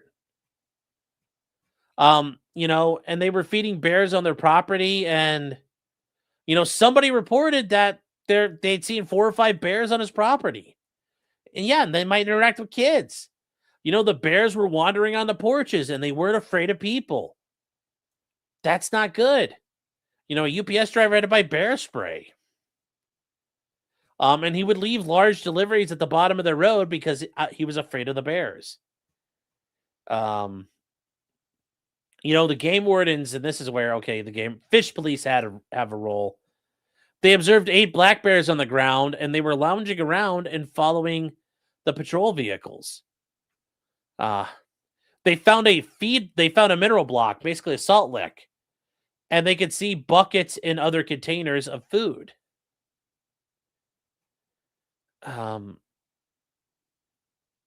know, they said, these guys, they have a bear rehabilitation specialist, which I think is funny. Like the bears, when they get drug addled, they have to go to bear rehab. So there was a warrant. Well, they were while they were serving the warrant, a deputy saw 2 bears leaving the doorway of the home and coming off the porch as the homeowners were getting their stuff. So it's like, oh, I need to grab my, like, let me go get my jacket. It's cold out. And she opens the door and like 2 bears just like doot doot doot doot doot doot doot. The Warrens also had to scare a sow, which is what you call a female bear, and a cub up a tree, so some of the family members could get back in their vehicles. And after the family left, they tranquilized 7 bears. You know, 3 cubs that were taken for zoo replacements. The 4 remaining adult bears were euthanized because they were habituated to humans, meaning they had no fear of people anymore, and they were relying on people. These animals had to die because these people had ruined them. You know, the hot tub had been torn apart by bears. There was bear shit everywhere. You know, they seized 400 pounds of cracked corn and grain and receipts for bulk food purchases. I mean, you know, the bear shit had corn and carrots in it, which is not natural for bears to eat. They found beef fat, peanuts, and bird seed in the home. Like, it's, you know, the adult male bears later got caught and they had to put the bear down.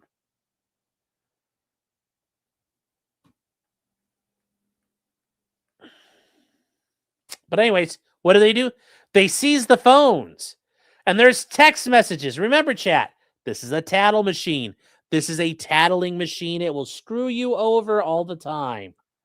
And as Stringer Bell tells us, Stringer Bell is always evergreen. Nigga, is you taking notes on a criminal fucking conspiracy? What the fuck is you thinking, man?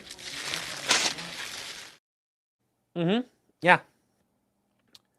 There are photos of bears, and there are pictures of them kissing deer and deer standing near the feed bins. And it's so fucking sad.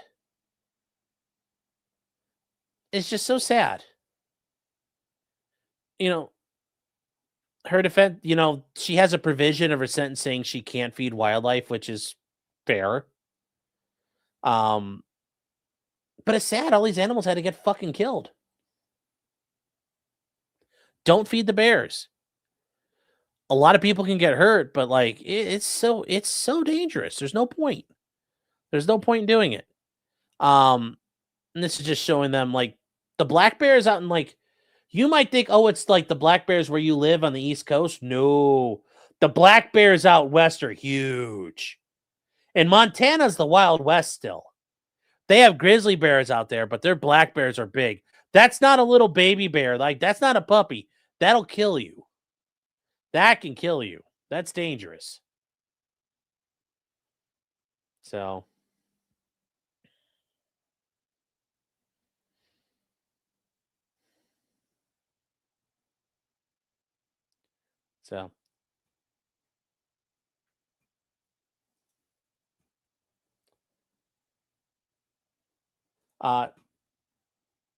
Sumiwe says, you are sad. I mean, like, yeah, I'm sad the bears had to get killed. It's sad. Those bears didn't do anything wrong. These This dumbass fed the fucking bears and now they had to get fucking killed.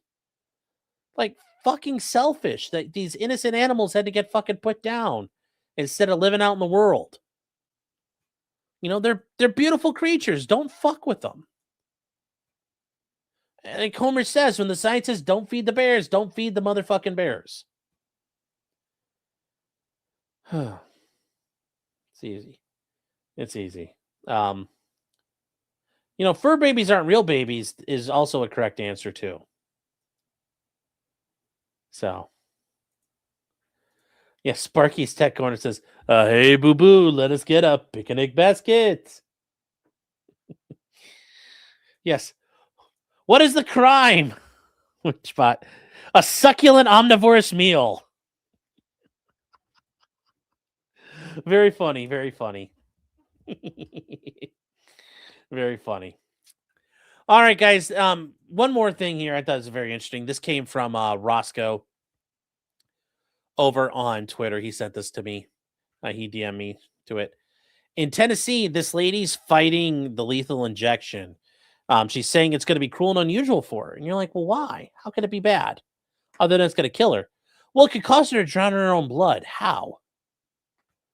Well, she has blood cancer, and it affects how her blood clots. And you're like, that's interesting. That's interesting. So she suffers from a form of blood cancer, which causes dangerously high platelet levels. The single drug using phenobarbital could cause her to suffer excessive bleeding in her lungs, which, yeah, we can't exacerbate things, but sometimes it happens on your own. Like one time there was a guy, he said, I'm too fat to be executed. Well, that didn't work either for him. They still executed him. There is a medical expert saying she would drown in her own blood, making her death more painful than intended. Which it'll be interesting. It'll be interesting how that happens, but her lawsuit has not been ruled on, and you know, when the court rules on it, we may take a look at it, but I thought it was very interesting. Yeah, like I'm so sick, if you kill me, it'll hurt. And it's like that's a very interesting theory. Very interesting theory on how not to die. And then chat, last but not least, and we're not going to go through all 126 pages of this, but this is a lawsuit against Washington State University by the, you're going to see some names here you're going to recognize real quick, and we're going to knock this out fast. It's very interesting, the allegations they talk about. These are people suing on the behalf of Kaylee Gonsalves, Madison Mogan, Xana Kernoodle, and Ethan Chapin. You're like, wow, that's four names I recognize. That's four names I recognize. Oh, these are the people Bryan Kohberger killed. And they're suing Washington State University, where Bryan Kohberger was a graduate student. So they are bringing this in state court in Washington, in Skagit County. And what are they doing here? Well, they're saying this is about Bryan Kohberger, his that he had a known history of threatening, stalking, and predatory behavior, and yet he was still employed by Washington State University. So they point out that Washington State brought Bryan Kohberger to Pullman, Washington, which is right across the state line, to serve as a teaching assistant in the criminology department while he worked to obtain a PhD with a study on sexually motivated burglars and serial killers. Kohberger was relying on Washington State. They paid him a salary. He got on-campus housing, medical benefits, and free tuition, all conditioned on his behavior and subject to being revoked if he misbehaved. And they point out that this area, immediately, Kohberger, they say, though, almost immediately, Kohberger developed a reputation for discriminatory, harassing, and stalking behavior, and instilled fear among young female students. And women needed necessary security escorts. And there were 13 formal reports of his inappropriate behaviors. As they say, on November 13, 2022, a foreseeable and predictable tragedy occurred when Kohberger entered the bedrooms and violently stabbed him to death.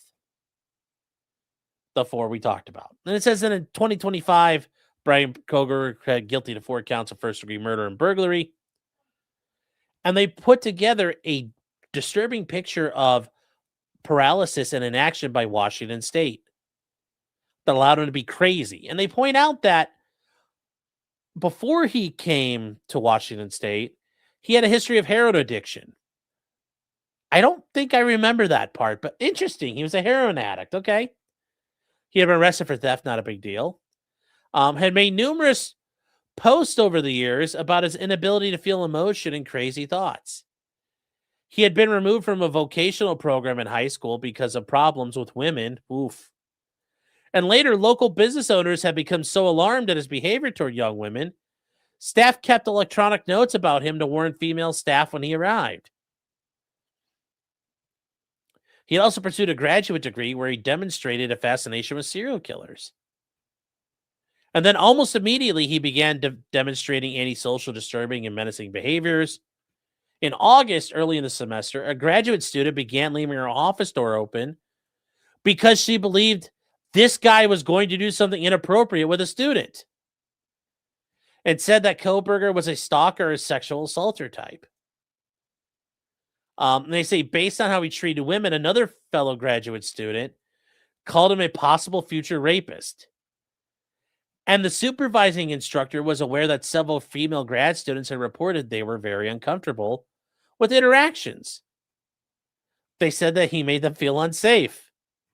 And he was noted to be obsessed with studying sexually motivated burglars and serial killers. On multiple occasions, multiple female staff and fellow students, Kohberger would regularly stand close to their desks, loom over them, or would block their exits from on-campus offices. One female graduate reported that Kohberger would trap her in her office and talk to her about Ted Bundy's murders. He followed women to their cars. Oof. And they were so uncomfortable that security escorts were arranged for them after 5.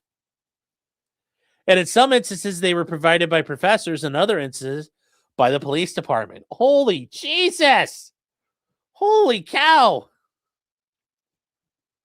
Some graduate students reported they kept their on-campus doors shut in an effort to keep Kohberger out, while others left their doors open as a place of refuge for others if they felt threatened. In one instance, Kohberger so verbally attacked a female student in the classroom that she fled in tears. And Kohberger was described as very angry, as if he had built up fury or rage. An undergrad reported that Kohberger had followed her and told her bosses about the incident. In response, they told her she should not be alone with Kohberger, suggested campus security should escort her out, and commented she was not the first to report such problems. Oof, you can't have stalkers working for you, guys. On other occasions, a sophomore supervisor would take her home so she didn't have to walk by herself. That is a massive risk on your own, buddy, because all it takes is her to accuse you of doing something. Oof. On more than one occasion, employees would stay in a room where Kohberger was engaging with one of the colleagues. Out of concern, you couldn't be left alone. On one occasion, an employee told her colleague to email her with the subject heading 911 if she needed help because of Kohberger. Yet on another occasion, an undergrad fled into a bathroom to hide from Kohberger because she was so uncomfortable.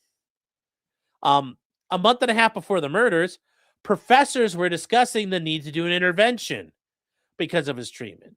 By September or October, a professor believed Kohberger was stalking people. One student learned Kohberger had photos of her and other female classmates on his phone. Oh, no. Uh-oh. Uh-oh. Whoa, chat. Uh-oh. Uh-oh. His victims were encouraged to report his things to the Office of Compliance and Civil Rights. 13 formal complaints. Yet the individual in charge of acting reported she had neither met nor spoken to Kohberger. Oof. Well, these students complained, but they continued to report their experiences to the program chairs. Another graduate made complaints and copied another department, but they were reluctant to do so. One grad student reported she wondered why the people in power did not address the behavior. During one of several faculty meetings where Kohberger was discussed extensively, one professor remarked, "Mark my words," and you know why this is in quotes? Because this happened.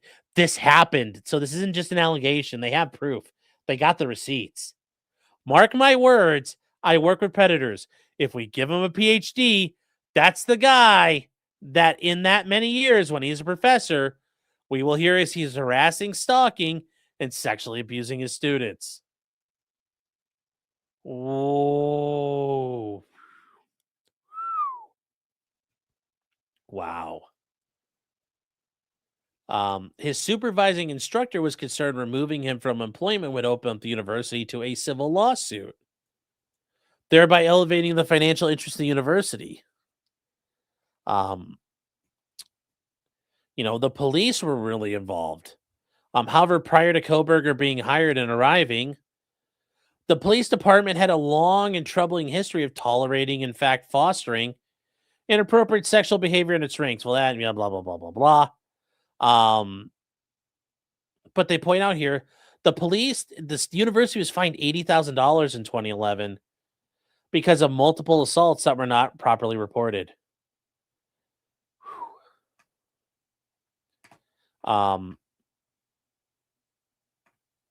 Yeah, chat, this is just not good, not good, not good. Yeah. So that is where we go with this. So they're being charged with not taking care and disciplining and getting rid of him. But holy Jesus. Imagine you're a professor sitting there saying, "Yeah, I think he's going to kill someone." Damn. Well, I'm sure that's going to be an easy lawsuit to settle. So, oh, wow. C3 metal thingies for 10 subs. Thank you, C3. And get yeah, thank you, C3. I appreciate your support. Big frickin' support tonight, you guys. Roscoe, and we just read that article from you, Roscoe, says, "We adopted one of our rabbits from rescue. She has a good life and enjoys it." Yeah, well, that's good news. Good news. Good news out there, rescuing things. EDW Raptor for $14.88. It's like you're trying to... Does that mean something, Chad? I don't know what that means. He says, JQ. I think you mean GQ, sir. Gentleman's Quarterly. SB Sellers for $5 says, "Try to buy you a Japanese sandwich. Meme ain't working with me. Also, what economic cons are there with total Nibba death?" No comment. No comment. SB Sellers says, "How much would a give, send, go need to reach for you to file for total Nibba death?" Well, how would I file for that? Would I get an injunction demanding the court authorizes it to happen? Like some federal judge is going to be like, "I agree, total Nibba death." Stamped. Like, that's not how that works. That's not how that works. Eric says, "It's the Jewish question." I know what it means. I'm being a smart ass. Chat. Joe Schmo says that ICE guy, the guy got stopped by the Antifa people. The news guy, the camera guy probably rented a car, agrees with the mob. How's that feel now? They don't care. He's part of the establishment anyway. They'd have no problem beating him and killing him. So hopefully, be careful when you're dealing with these people. They don't care. You guys remember when Chaz and Chop happened? If you had a camera, they attacked all kinds of reporters and people. Be careful out there if you mess with those lunatics.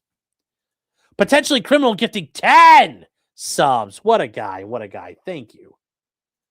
Amateur Iconoclast gifting 1 sub. EDW Raptor with 1 sub. And SB Sellers with 1 sub. And then C3 Metal Thingies here saying, "Sounds like Bryan Kohberger is kind of gay because women are all about true crime and almost always call for escorts to their cars after sunset. Sounds bad, but prove it." And even how could they prevent an action of someone? They're not preventing it. Like, they're basically saying, had you fired him, he may not have been around. Had you not hired this fucking psychopath or fired him or disciplined him, we, like, you know, who knows? It's probably not going to go anywhere, but it's very damning that these people were like, oh my God, this guy's so fucking dangerous and insane. And they were like, yeah, he'll be all right. And you're like, in hindsight, you're like, whoa, yeah. Oh, yeah. Oh, this is far from the most ridiculous suit in history, but also C3 for $20. Thank you. Thank you for that.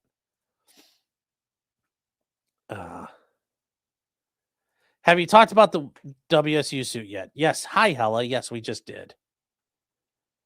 EDW says, thanks for the subs. I didn't answer my questions. So I'm sure you could figure it out. Will you go over the Miskiff lawsuit? Yeah, I will. I actually haven't had a chance to do that yet. Also, is there anything happened with Fudbusters? There hasn't a lot happened yet. I think a lot of it's kind of like that case has gone into limbo because the court doesn't want to deal with it. But I'll follow up with Matt and see if there's any updates. And see if we come back on and talk about it. Let's see here. Hella says, did you know most of the complaints were after he was arrested? No, but that's interesting. Oh, that'll be interesting there. But let's see. One-man band. Thank you. So all calls for violence against federal law enforcement. What options are out there to protect them? I mean, they, you know, like what options are out there? I mean, you know, like that's their protection. I mean, they have qualified immunity and abuse the ability to use force in a pretty reckless manner. Don't worry, they can protect themselves. And if things get out of control, guess what the president can do? The Insurrection Act. So, I mean, for now, they're going pretty light on people. They haven't really accelerated yet, but they will. They will at some point. So, don't worry. You'll see like Bortak really crush these people soon.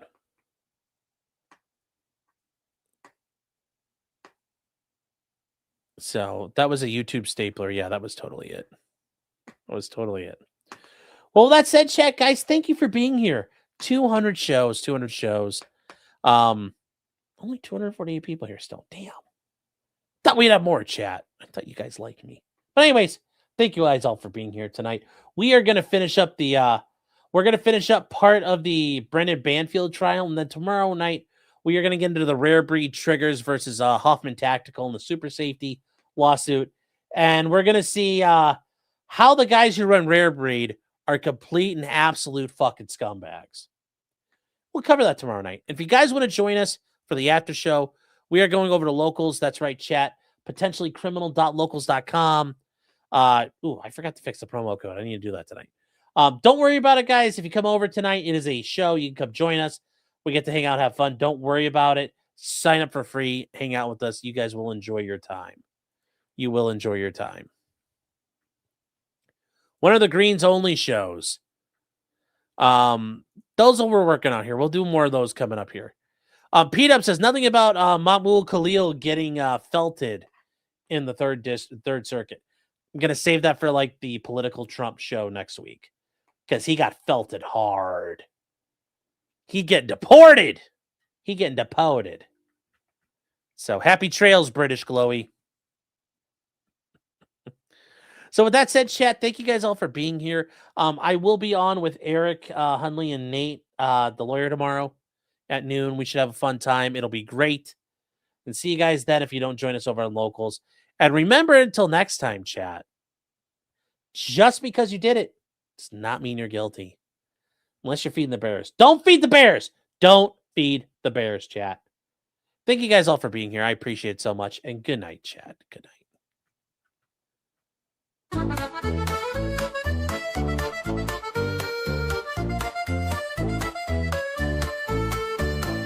Weapons black, blacksmithing and models of planes, esoteric works, and even some trains. Much merriment had while drinking White Claws, tips on hunting, and even talking the law.